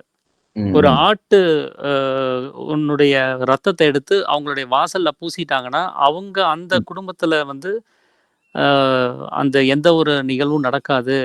அப்டின்னு சொல்லி ம். ம். இஸ்ரேல் ஜனங்கள் இருக்கக்கூடிய அந்த வீடுகள்ல வந்து அத பூச சொல்லி, ஆமா. அவரு ம். மோசேக்கு மட்டும் அந்த பரிகாரத்த சொல்லியிருப்பாரு. அதனால இஸ்ரேல் ஜனங்கள் இருக்கக்கூடிய அவங்க மட்டும் அந்த வாசப்படியில, அந்த ஆமா. வாயில்ல வந்து அந்த ரத்தத்த பூசி வச்சிருப்பாங்க. ஆமா. அங்க மட்டும் அந்த சாவுங்கிறது நடக்காது. மீதி எகிப்துல இருக்கக்கூடிய அத்தனையுடைய குடும்பத்திலயும் அந்த நடக்கும். தளிச்சம் பிள்ளை வந்து இறந்துகிட்டு இருப்பாங்க. ம். ஸோ அப்படி ஒரு சம்பவம் நான் வந்து அதுல நான் படிச்ச மாரி எனக்கு ஒரு ஆமா. நினைவு இருக்குங்க. கரெக்ட் ஐயா. அதான் கரெக்ட். ம். நமஸ்காரம். அதெல்லாம் கதையா சொன்னது இல்லையா? ம். ஊமேயமாக 12 சீடர்கள செலக்ஷன் பண்ணி இயேசுநாதரே தேர்ந்தெடுக்கிறாரு. ம். ஆனா தேர்ந்தெடுக்கப்பட்ட சீடர்களே தப்பிதமாக புரிந்து கொள்ளுகிறாங்கன்னு இயேசுநாதரே கண்டிக்கிறாரு. என்ன ம். சொல்றாரு? ஊமான ஊமேயமா சொன்னத நீங்க தப்பிதமாக புரிந்து கொண்டீர்கள்ன்னு அவர் காலத்திலேயே கண்டிக்கிறாரு. ஆமா, ஆமாங்க. அதனால அது மோசே காலத்துல இருந்தவரு, மோசேயே மன்னிச்சுக்கோங்க, நான் நீர்னால தான் ஞானஸ்நானம் குடுப்பேன். அவர் ம். ஆவியின் ஞானஸ்நானம் செய்யக்கூடிய மேசியா வரப்போறாரு அப்படின்னு அவரே சொல்றாரு. அப்போ ம். அவரே ஒரு கட்டத்துல மோசேயே தவறுதலான நபர்ன்னு தண்டிக்கப்படக்கூடிய நிலைமைக்கு தள்ளப்பட்டுட்டாரு. அதுக்கப்புறம் தான் இயேசுநாதர் வந்து, அப்ப தவறாக மூடநம்பிக்கைய சொல்றீங்களே அப்படின்னு தான் அவர் கண்டிச்சதுக்காக தான் அவர் சிலுவையில அறையறதாகவே யூதர்கள் பலி கொடுத்ததாக அந்த கதை வந்து வருது. அப்ப ஆமாங்க. பிலாத்து நான் எந்த குற்றமும் பார்க்கவில்லைன்னு சொல்லி நான் கைகளை கழுவிக் கொள்கிறேன்னு ஒதுங்கிறார். நியாயாதிபதி ஒதுங்குனதுக்கு அப்புறம் கூட அவங்க முரட்டு காரணத்தினால பலி கொடுக்கறக்கு முயற்சி பண்றாங்க அப்படின்னு ம். சொல்றாங்க. தேவாட்டுக்குட்டி பலி கொடுக்கப்பட்டது அப்படின்னு கூட சொல்லுவாங்க. அதனால ம். மனிதனுடைய ஒரு சிந்தனைக்கு ஒரு உதாரணமாக அந்த வேதத்திலே ஏற்றப்பட்டபடி நடந்தேறியதுக்கு நான் என்னை ஒப்புக் கொடுக்கிறேன் நீங்க அப்படின்னு அந்த சொல்றாரு. குருவை மிஞ்சிய சீடன்னு ஒரு டாபிக் ஒண்ணு பேசியிருந்தீங்க இல்லைங்களா? ஆமா. எனக்கு அப்ப வந்து எனக்கு இந்த சம்பவம் எனக்கு நினைவுக்கு வந்துச்சு. பைபிள்ல இருந்த ஒரு சம்பவம். அது உங்களோட பகிர்ந்துக்கணும்னு நெனச்சேன். அப்புறம் எனக்கு மறந்து போயிடுச்சு. எனக்கு இப்ப அது நினைவுக்கு வந்துச்சு. ஒரு 5 நிமிஷம் அத பத்தி ஆ. நானு ஒரு விஷயங்கள தெரிவிக்கிறேங்கய்யா. ம். இப்ப இயேசு கிறிஸ்துவுடைய வருகைய அவரு முன்னறிவிக்கிறதுக்காக வந்திருக்கிறவர் யோவான். அவர் ம். வனாந்தரத்துல இருந்து சத்தம் போட்டிருப்பாரு. ஒருத்தர் மேசியா வரப்போறாரு. யூதர்களுடைய கடவுள் வரப்போறாரு அப்படின்னு சொல்லிட்டு அவருடைய வருகைய பத்தி அறிவிச்சுட்டு இருப்பாரு. ம். அவன் அந்த யோவான்கிறவர் தான் அந்த நீர்னால அந்த ஞானஸ்நானம் குடுத்துட்டு இருப்பாரு. அப்போ ம். இயேசு கிறிஸ்து வந்து 13 வயசுல அவர் அந்த ஜெருசலேம விட்டு வெளியில போயிருவாரு. ஆனா எங்க போனாரு, என்ன பண்ணாருன்னு யாருக்கும் தெரியாது. அது பைபிள்லயும் அந்த டாபிக் இருக்காது. திருப்பி ம். அவர் வந்து 30வது வயசுல தான் அவங்க ஊருக்கு திரும்ப வருவாரு. சத்தியத்த சொல்லணும், நாம தெரிஞ்சுக்கிட்டத மத்தவங்களுக்கு தெரிவிக்கணும்னு சொல்லிட்டு 30வது வயசுல தான் உள்ள வருவாரு. ம். அப்படி வரும்போது பார்த்தா, இவர் எல்லாத்துக்கும் ஞானஸ்நானம் குடுத்துட்டு இருப்பாரு. இயேசு கிறிஸ்து பார்த்துட்டு அவரும் லைன்ல வந்து நிப்பாரு. அப்போ ம். வானத்துல இருந்து ஒரு சப்தம் வர்றத அந்த யோவான் வந்து உணர்வாரு. இவர் வந்து என்னுடைய நேசகுமாரன், இவருல நான் பிரியமா இருக்கிறேன்னு சொல்லிட்டு ஒரு சத்தம் வானத்துலருந்து வரும். ஒரு ம். புறாவும் கூட வந்து அவர் மேல உட்கார்ந்து இவர்தான் அப்படின்னு அடையாளப்படுத்துற மாரியான ஒரு விஷயத்த அவர் கவனிப்பாரு. ம். அப்ப இயேசு கிறிஸ்து பக்கத்துல வரும்போது, அ நான் உங்களுக்கு ஞானஸ்நானம் நான் வாங்கிக்கிறேன்னு இயேசு கிறிஸ்து சொல்லும்போது, ஐயோ! நான் வந்து ஜலத்தினால குடுக்குறேன். ஆனா நீங்க அக்கினியினால குடுக்க வந்திருக்கிறீங்க. நான் ம். உங்களுக்கு குடுக்கறது முறை இல்ல அப்டிம்பாரு. ஆனா அவரு அது முறை தான் நீங்க எனக்கு குடுக்கணும்னு சொல்லி அவர்கிட்ட வாலண்டியரா இவர் வந்து ஜலத்தினால ஞானஸ்நானம் எனக்கு குடு அப்டின்னு சொல்லி கேட்டு வாங்குவாரு. இது ம். ஏன் இந்த சம்பாஷணை வருது அப்டின்னா, இந்த இந்த கிரியா யோகாவுடைய யோகானந்தர் அவர் வந்து ம். இந்த சம்பவத்த பத்தி ஒரு விளக்கம் குடுத்திருப்பாரு. ம். அதுல வந்து இயேசு கிறிஸ்துவனுடைய முந்தைய பிறவியில ஆ ம். இந்த யோவானும், இயேசு கிறிஸ்துவும் முந்தின பிறவியில யாராக இருந்தாங்க அப்படிங்கிறத, அவர் ஒரு ஆராய்ச்சி செஞ்சு, அவர் ஒரு விஷயத்த அங்க சொல்லியிருப்பாரு. யோகியின் சுயசரிதை அந்த புஸ்தகத்துல இருக்கும்னு நான் நெனைக்கிறேன். ஆனா அதுலயா, இல்ல கைவல்ய தரிசனம்ங்கிற நூல்லையான்னு தெரியல. 2ல ஏதோ ஒண்ணுல அத நான் படிச்சிருக்கிறேன். ம். அதுல என்ன எழுதியிருக்குன்னா, முந்தின ஜென்மங்கள்ல யோவான்கிறவரு ஏசாயா அப்படிங்கிற நேம்ல இருந்திருப்பாரு. இயேசு ம். கிறிஸ்து வந்து எரேமியா அப்படிங்கிற நேம்ல இருந்திருப்பாரு. இந்த ம். ஏசாயாங்கிறவரு, அவர் மாஸ்டர். அவர் தான் குரு. அவருடைய சீடன் தான் எரேமியா அப்படின்னு சொல்லக்கூடியவர். இந்த ம். ஏசாயாவுக்கு வந்து ஒரு தீர்க்கதரிசி. அப்பப்போ வந்து அந்த இந்த காலம் என்ன பண்ணும்னா, ஒரு சிலர பூமிக்கு அனுப்பி சத்தியத்த ம். நினைவுபடுத்துற வேலைய செஞ்சுக்கிட்டே இருக்கும். ஏதாவது ம். அக்கிரமம் மேலோங்கி போகும்போது ஒரு அவதார புருஷன பிறக்க வச்சு, அவர் ம். மூலமாக சத்தியத்த நினைவுபடுத்துற வேலைய செய்யும்போது, அந்த வேலைய செய்யறதுக்காக வந்தவர் ஏசாயாங்கிறவரு. நல்ல ம். ஒரு பவரோட இருந்து சத்தியத்த உலகத்துக்கெல்லாம் பரப்பிட்டு இருப்பாரு. இந்த ஆ. எரேமியாங்கிறவரு அவருடைய சீடனா இருந்து எல்லா பணிவிடையும் செஞ்சுக்கிட்டே இருப்பாரு. ரொம்ப ம். வருஷமா கூடயே இருப்பாரு. ஆனா ஏசாயா வந்து அவருடைய காலம் ரொம்ப பக்கம் வந்துருச்சு. இனி ம். இறைவனால நாம் எடுத்துக்கொள்ளப்படுவோம் அப்படிங்கிற ம். சூழல் அவருக்கு தெரிஞ்சதுமே, ம். எரேமியா கிட்ட கேட்பாரு. "எப்பா என் ம். கூடயே இத்தன வருஷமா இருக்கிறியே, நீ வாய திறந்து எனக்கு இது வேணும்னு ஒண்ணு கூட நீ கேட்டதில்லையே. எனக்கு ம். எதுவும் குடுக்காம போயிட்டா எனக்கு ரொம்ப சங்கடமா இருக்கும். ஏதாவது கேளுப்பா. நான் உனக்கு ஏதாவது ம். செய்யணும்னு நெனைக்கிறேன்" அப்படிம்பாரு. அப்போ ம். எரேமியா என்ன கேட்பாருன்னா, "உங்களுடைய பவர் எனக்கு அப்படியே டபுளா வேணும்னு" சொல்லி கேட்பாரு. எதுக்கு ம். கேட்கிறேன்னோனே, "நீங்க எப்படி சத்தியத்த பரப்புனீங்களோ, அத விட இன்னும் அதிகமா பரப்பணும்னு நெனைக்கிறேன்" ம். அப்படிம்பாரு. அப்போ இவரு, "நீ ரொம்ப ஆசைப்படுறியோ, இல்ல உன்னுடைய சுயநலத்துக்காக விருப்பப்படுறியோ" அப்படின்னு ஒரு எண்ணத்துல அவர் வந்து ஒரு சோதனை வைப்பாரு. ம். "இறைவன் என்னை எடுத்துட்டு போகிறத நீ பார்த்துட்டேன்னா, அந்த நிமிஷத்துல நான் உனக்கு குடுத்துர்றேன். ஆனா நீ பார்க்கல அப்படின்னு சொன்னா, உனக்கு அது ம். கிடைக்காது" அப்படின்னு சொல்லியிருப்பாரு. அதனால ம். ராத்திரி பகலா இந்த ஏசாயாவ கவனிக்கிறதே இந்த எரேமியாவுக்கு வேலையா போயிரும். கூடயே ம். இருந்து பார்த்துக்கிட்டே இருப்பாரு. கண்ணு முழிச்சு தூங்காம பார்த்துக்கிட்டே இருப்பாரு. ஆனா, இந்த ம். உடம்பு ஒரு நாள் டயர்ட் ஆயி, அந்த தூக்கம் அவர ரொம்ப ஆழ்த்திரும். அந்த ம். சமயத்துல வந்து அந்த தேவதூதர்கள் வானத்திலிருந்து வந்து ஏசாயாவ வா போலான்னு சொல்லி கூட்டிட்டு போற மாரி ஒரு விஷயத்த அங்க எழுதியிருப்பாங்க. ஆ. அப்ப போகும்போது அந்த ஏசாயாவுக்கு மனசு, ஐய்யயோ! இவ்வளோ நாள் வந்து என்ன பார்த்துட்டே இருந்தானே! இந்த ம். தேவதூதர்கள் வந்து என்ன எடுத்துட்டு போகும்போது கண் அசைஞ்சுட்டானே! இவன என்ன பண்றது? நம்ம எழுப்புனா நாமளே அந்த விதிமுறைய மீறுற மாரி ஆயிரும். எப்படியாவது ம். எந்திரிச்சான்னா பரவால்ல. அவன் கேட்டத குடுத்துட்டு போயிரலாம் அப்படின்னு யோசிச்சுக்கிட்டே இருப்பாரு. அவர் அப்படியே ம். போக போக கீழ கவனிச்சுக்கிட்டே இருப்பாரு. அவர் எந்திரிக்கிற மாரியே தெர்ல. அவர் ம். மறையக்கூடிய சமயத்துல இவர் டக்குனு முழிச்சு, "ஏசாயா ம். நான் உங்கள பார்த்துட்டேன்" அப்படின்னு கத்துவாரு. அப்ப அவருக்கு ம். ஒரே ஆனந்தம் வந்து அவருடைய கோலையும், தடியையும் அந்த ம். என்ன சால்வையையும், தடியையும் தூக்கி கீழ போடுவாரு. "இந்தா வச்சுக்கோ. நீ கேட்ட இரட்டிப்பான ம். பவர்" அப்படின்னு சொல்லி அத குடுப்பாரு. ம். அதுக்கப்புறம் அவரும் அவர் சொன்னபடியே நல்லா ஒரு பிரசங்கம் பண்ணி, ஊர்ல நல்லா ஒரு சத்தியத்த பரப்புற வேலைய நல்லாவே செஞ்சிருப்பாரு. அதே குருவின் அடுத்த சிஷ்யன். பிறவில வரும்போது வந்து பார்த்தீங்கன்னா, இயேசு ம். கிறிஸ்து ஏற்கனவே எரேமியாவா இருந்து டபுள் மடங்கு பவர்ல இருக்கிறாரு. ம். அடுத்த பிறவில அவர் இயேசு கிறிஸ்துவா அவர் வரும்போது, யோவான்ங்கிற அந்த ஏசாயாவ விட எரேமியாங்கிற இயேசு கிறிஸ்து அதிகமான பவர்ல வராரு. ம். அப்போ எ அந்த யோவான் வந்து கேட்பாரு, "நீங்க தான் மேசியாவா?" அப்படின்னு சொல்லி பொது ஜனங்கள் அவர்ட்ட கேட்கும்போது, "ஐயய்யோ! அவர் வர்றவர் என்னிலும் ரொம்ப பெரியவரா இருக்கிறாரு. அவருடைய ம். பாதரட்சையினுடைய வார அவிர்க்கிறதுக்கு கூட எனக்கு தகுதி கிடையாது." அப்படின்னு சொல்லி தன்னுடைய சீடன பத்தியே அவர் சொல்லுவாரு. அவர் அவ்வளோ ம். பவர்ஃபுல் ஆயிட்டாரு. அவருடைய அந்த செருப்பினுடைய வார கூட அவுக்கிறதுக்கு எனக்கு தகுதி கிடையாது. நான் ரொம்ப சின்னவன் அப்படின்னு சொல்லி, தன்ன ம். தன் சீடனுக்கு முன்னாடி தன்ன தாழ்த்திக்குவாரு. எனக்கு அந்த ம். கேரக்டர் எனக்கு அவர்ட்ட ரொம்ப புடிச்சதா இருந்தது. என்னதான் ம். நம்முடைய சீடனா இருந்தாலும், அவரு ம். பெரிய ஆளாயிட்டாரு அப்படிங்கிறப்போ, தன்ன ஈஸியா அவங்க வந்து தாழ்த்திக்கிறாங்க. அதே அவர் ஞானஸ்நானம் குடுக்கறது முறை தான். நீங்க எனக்கு குடுக்கணும்னு அப்பதான் நான் இந்த சத்தியத்த தொடங்க முடியும்னு சொல்லிட்டு, அவரும் அந்த ம். லைன்ல நின்னு யோவான் கிட்ட, நீ ஜலத்தினால் ஞானஸ்நானம் குடுத்தே ஆகணும்னு சொல்லி, அந்த ம். குரு மரியாதைய அவர் அங்கேயும் காமிச்சிருப்பாரு. நீங்க குடுங்க, ம். அப்புறம் நான் போய் சத்தியத்த பரப்புறேன் அப்படிங்கிற மாரி, அவர் அந்த ம். மரியாதைய கேட்டு வாங்கியிருப்பாரு. ம். யோவான் ஸ்நானன் சிறை சேதம் செய்யப்பட்டு, அ இறந்து போனதுக்கப்புறம், ம். மக்கள் வந்து இயேசு கிறிஸ்துட்ட கேட்பாரு. ஐயோ! யோவானுக்கு இப்படி ஒரு நிலைமை ஆயிப்போச்சே! ம். யோவான பத்தி எல்லாம் தப்பு தப்பாலாம் பேச ஆரம்பிப்பாங்க. அப்ப இயேசு ம். கிறிஸ்து சொல்லுவாரு, "நானும் மதுபான பிரியனாக இருக்கிறேன். ஆனா அவனுக்கு அது கூட கிடையாது. நீங்க அவன ம். இவ்வளோ தூரம் பேசுறதுல என்ன இருக்குது? எனக்கு குடுக்குற மரியாதை கூட அவனுக்கு குடுக்க மாட்டேங்கிறீங்க." அப்படிங்கிற ம். மாரி தன்னுடைய குருவ அங்கேயும் விட்டு குடுக்காம, அவர் அங்கேயும் பேசுவார். யோவான்கிறவரு என்ன ம். விடவும் அவர் உயர்ந்தவரா இருக்கிறாரு. அவர்கிட்ட அது எந்த கெட்ட பழக்கமும் இல்ல. ஆனா நானாவது ம். மதுபான பிரியனா இருக்கிறேன்ங்கிறத அவர் அங்க ஒரு ஸ்டேட்மெண்ட் குடுத்திருப்பாரு. அப்ப அந்த குரு ம். சீடன்கிற அந்த முறைய 2 ம். பேருமே ஒரு இடத்துல இன்னொரு இடத்துலயும் விட்டு குடுத்தது கிடையாது. அதான், அதான். நீங்க அந்த குருவை மிஞ்சிய சீடன்னு சொல்லும்போது எனக்கு அந்த ம். ஏசாயா கிட்ட இருந்து எரேமியா டபுள் மடங்கா அந்த பவர் வாங்குன அந்த ம். ஞாபகம் வந்துச்சு உங்களுடைய ஆடியோ நான் கேட்கும்போது. இயேசு அதான் கிறிஸ்து நமக்கு எப்படி பவர்ஃபுல்லா அவர் வந்தாரு. அப்படி மிக வந்தும் கூட ஒரு குருவுக்கான மரியாதை எப்படி அவர் குடுத்திருக்கிறாரு. ஒரு ம். சீடன் டபுள் மடங்கா இருந்தாலும் குரு தன்னை எப்படி தாழ்த்திக்கிட்டாரு. அப்படிங்கிற ம். அந்த விஷயம் கவனிக்கும்போது எனக்கு அதெல்லாம் நினைவுக்கு வந்தது. இப்போ நீங்க அதான். இந்த பழைய ஏற்பாட பத்தி ஆர்ஜி சேகரைய சொல்லும்போது திரும்பவும் ஞாபகத்துக்கு வந்ததுனால இத நான் பகிர்ந்துக்கணும்னு நினைச்சேங்கய்யா.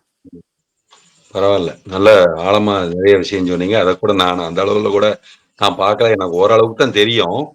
இருந்தாலும் எனக்கு அவரு அ யோவான் வந்து கடைசி நிலையில வந்து இறைவனுடைய பேச்ச நேரடியா கண்ணியமா கேட்காம, ஒரு அவசர புத்தியில வந்து ஏற்கனவே நடந்த மாரி நடந்துக்கிறாரு. இறைவன் புதுசா ம். அறிவுனா அந்த புதிய ஞானத்தை ஏற்றுக்கொள்ளணும். அந்த பக்குவம் ம். யோவானுக்கு இல்ல. அதனால தான் ம். அவர் ஆளானாரு அப்படின்னு சொல்லுவாங்க. ஆனா ம். இயேசு புதிய ஞானத்த பழையன கழிதலும், புதியன புகுதலும், கா வழுவல கால வகையினானேன்னு தமிழ்ல சொல்ற மாரி, அந்த புதிய ஞானத்துக்கு இறைவன் காட்டிக்கிட்டே இருப்பான். அது இறைவன் காட்ட காட்டத்தான் நம்ம வழி நடக்கணும். நம்ம பழைய அறிவ தேக்கி வைக்கப்பட்ட அந்த அறிவ பயன்படுத்தக் கூடாதுங்கிறது தான் அது நமக்கு உணர்த்துறதா இருக்குது. அதனால ஞானம் என்றும் புதியது அப்படிங்கிற இடத்துல தான் நம்ம அத பார்க்க வேண்டியதா இருக்கு. ம். எப்போதுமே புதுமையானவனாகத்தான் நம்ம உணரணும். எப்போதும் புதுமையா இன்று அளந்த மலர் போல தான் என்றைக்கும் உதயமா இருக்கும். அப்படிங்கிறது தான் ஞான மலராக நம்ம பார்க்க வேண்டியதா இருக்கு. அதனால இவ்வளவு தூரம் பொறுமையா இருந்து ஞான மலர்ச்சியா எல்லாரும் கேட்டிருக்கிறாங்கன்னு நம்புறேன். ரமேஷ் ஐயாவுக்கும், ஆர்ஜி சேகர் ஐயாவுக்கும் மற்றும் கேட்டுக்கொண்ட அனைவருக்கும் ஆத்ம நமஸ்காரம். இன்று நிறைவாக சந்தோஷங்க. நடந்தது. நிறைவு செய்யுங்க ஐயா, ரமேஷ் ஐயா. சந்தோஷங்க. சந்தோஷம். அப்ப நாளைக்கு வந்து நம்ம சித்த வேதத்தில் இருக்கக்கூடிய 7ஆம் அத்தியாயத்துல சொப்பனம், சுளுத்தி, ஜாக்கிரதைங்கிற அந்த பிற்பகுதிய நம்ம பார்க்கலாம். அத தொடர்ந்து நாளைக்கு ஐயா, ஆ, நாளைக்கு நம்ம தீர்மானிச்சபடி ஆ, ராமதீர்த்தருடைய ரைட்டு. அந்த புஸ்தகம் ஸ்டார்ட் பண்ணிடலாங்கய்யா. ஏன்னா அதை பத்தி ஒரு சின்ன ஒரு இன்ட்ரோ நான் சொல்றேன். ஆ, அப்பாவுடைய அந்த சிவானந்த பரமசருடைய வடகரைக்கு நம்ம போனோம் அப்படின்னா அந்த போட்டோ ரூம்ல பார்த்தீங்கன்னா அப்பாவுடைய படம் எல்லாம் இருக்கும். ம், அப்பாவுடைய ஒரிஜினல் ஃபோட்டோஸ் இதெல்லாமே கவனிக்க முடியும். ஆனா அதுல பார்த்தீங்கன்னா ஒரே ஒரு ஞானி ஆசிரமத்துக்கு வெளியில இருக்கக்கூடிய ஒரு ஞானியினுடைய ஃபோட்டோவை அங்க அனுமதி கொடுத்துருக்குறாங்க. அந்த ம், ஃபோட்டோவை வைக்கிறதுக்கு. ராமதீர்த்தருடைய ஃபோட்டோ அங்க ஆல்பத்துல இருக்கும். ம், அது மட்டும் இல்லாம அவரு சாமி வந்து படிக்க சொல்லி ரெக்கமெண்ட் பண்ண வெளியில இருக்கக்கூடிய ஞானியினுடைய புஸ்தகமாக அவர் ரெக்கமெண்ட் பண்ண ஒரு புஸ்தகம் வந்து ராமதீர்த்தருடைய புஸ்தகத்தை படிங்க அப்படின்னு சொல்லி அவர் ம், ரெக்கமெண்டும் பண்ணியிருக்கிறாரு. ம், அப்போ எந்த அளவுக்கு அந்த அவருடைய கருத்துக்கள்ல சாமிக்கு வந்து நம்மளுடைய கருத்துக்களும் அவருடைய கருத்துக்களும் எவ்வளவு இணங்கி போயிருக்குது, எவ்வளவு ஆழமா ம், போயிருக்குங்கிறத அவர் புரிஞ்சுக்கிட்டதுனால தான் நமக்கு அதை ரெக்கமெண்ட் பண்றாரு. ஏன்னா ம், மற்ற சங்கங்களிலோ மற்ற விஷயங்கள்ல சேரக்கூடாது, அங்க போகக்கூடாதுன்னு சொல்றவரு, ஆனா ம், இன்னொரு ஞானியினுடைய புஸ்தகத்தை கை காமிச்சு இதை நீங்க படிக்கலாம், இதை நீங்க படிங்க அப்படின்னு சொல்லி ரெக்கமெண்ட் பண்றாரு அப்படின்னா அந்த புஸ்தகத்துல அப்படி என்ன இருக்குங்கிறத நம்ம தெரிஞ்சுக்கணும் இல்லைங்களா? கண்டிப்பா. ஸோ அதுக்கான ஒரு முயற்சியா தான் அவர் அந்த ராமதீர்த்தருக்கு கொடுக்கப்பட்டிருக்கக்கூடிய அங்க இடமும், அந்த புஸ்தகத்துக்கு அவர் கொடுத்திருக்கக்கூடிய மரியாதையும், நாம ம், அதுக்கான உள்ளார்ந்த அர்த்தம் என்னங்கிறத நம்ம புரிஞ்சுக்கிறதுக்காக தான் அந்த புஸ்தகம் கிட்டத்தட்ட 800, 900 பேஜ் பக்கம் இருக்குது. ஆமா. அவருடைய தமிழாக்கம் ம், பண்ணுன ஒரு புஸ்தகம். அது ஆமா. இன்னமும் அது சிறப்பான புஸ்தகமா இருக்குது.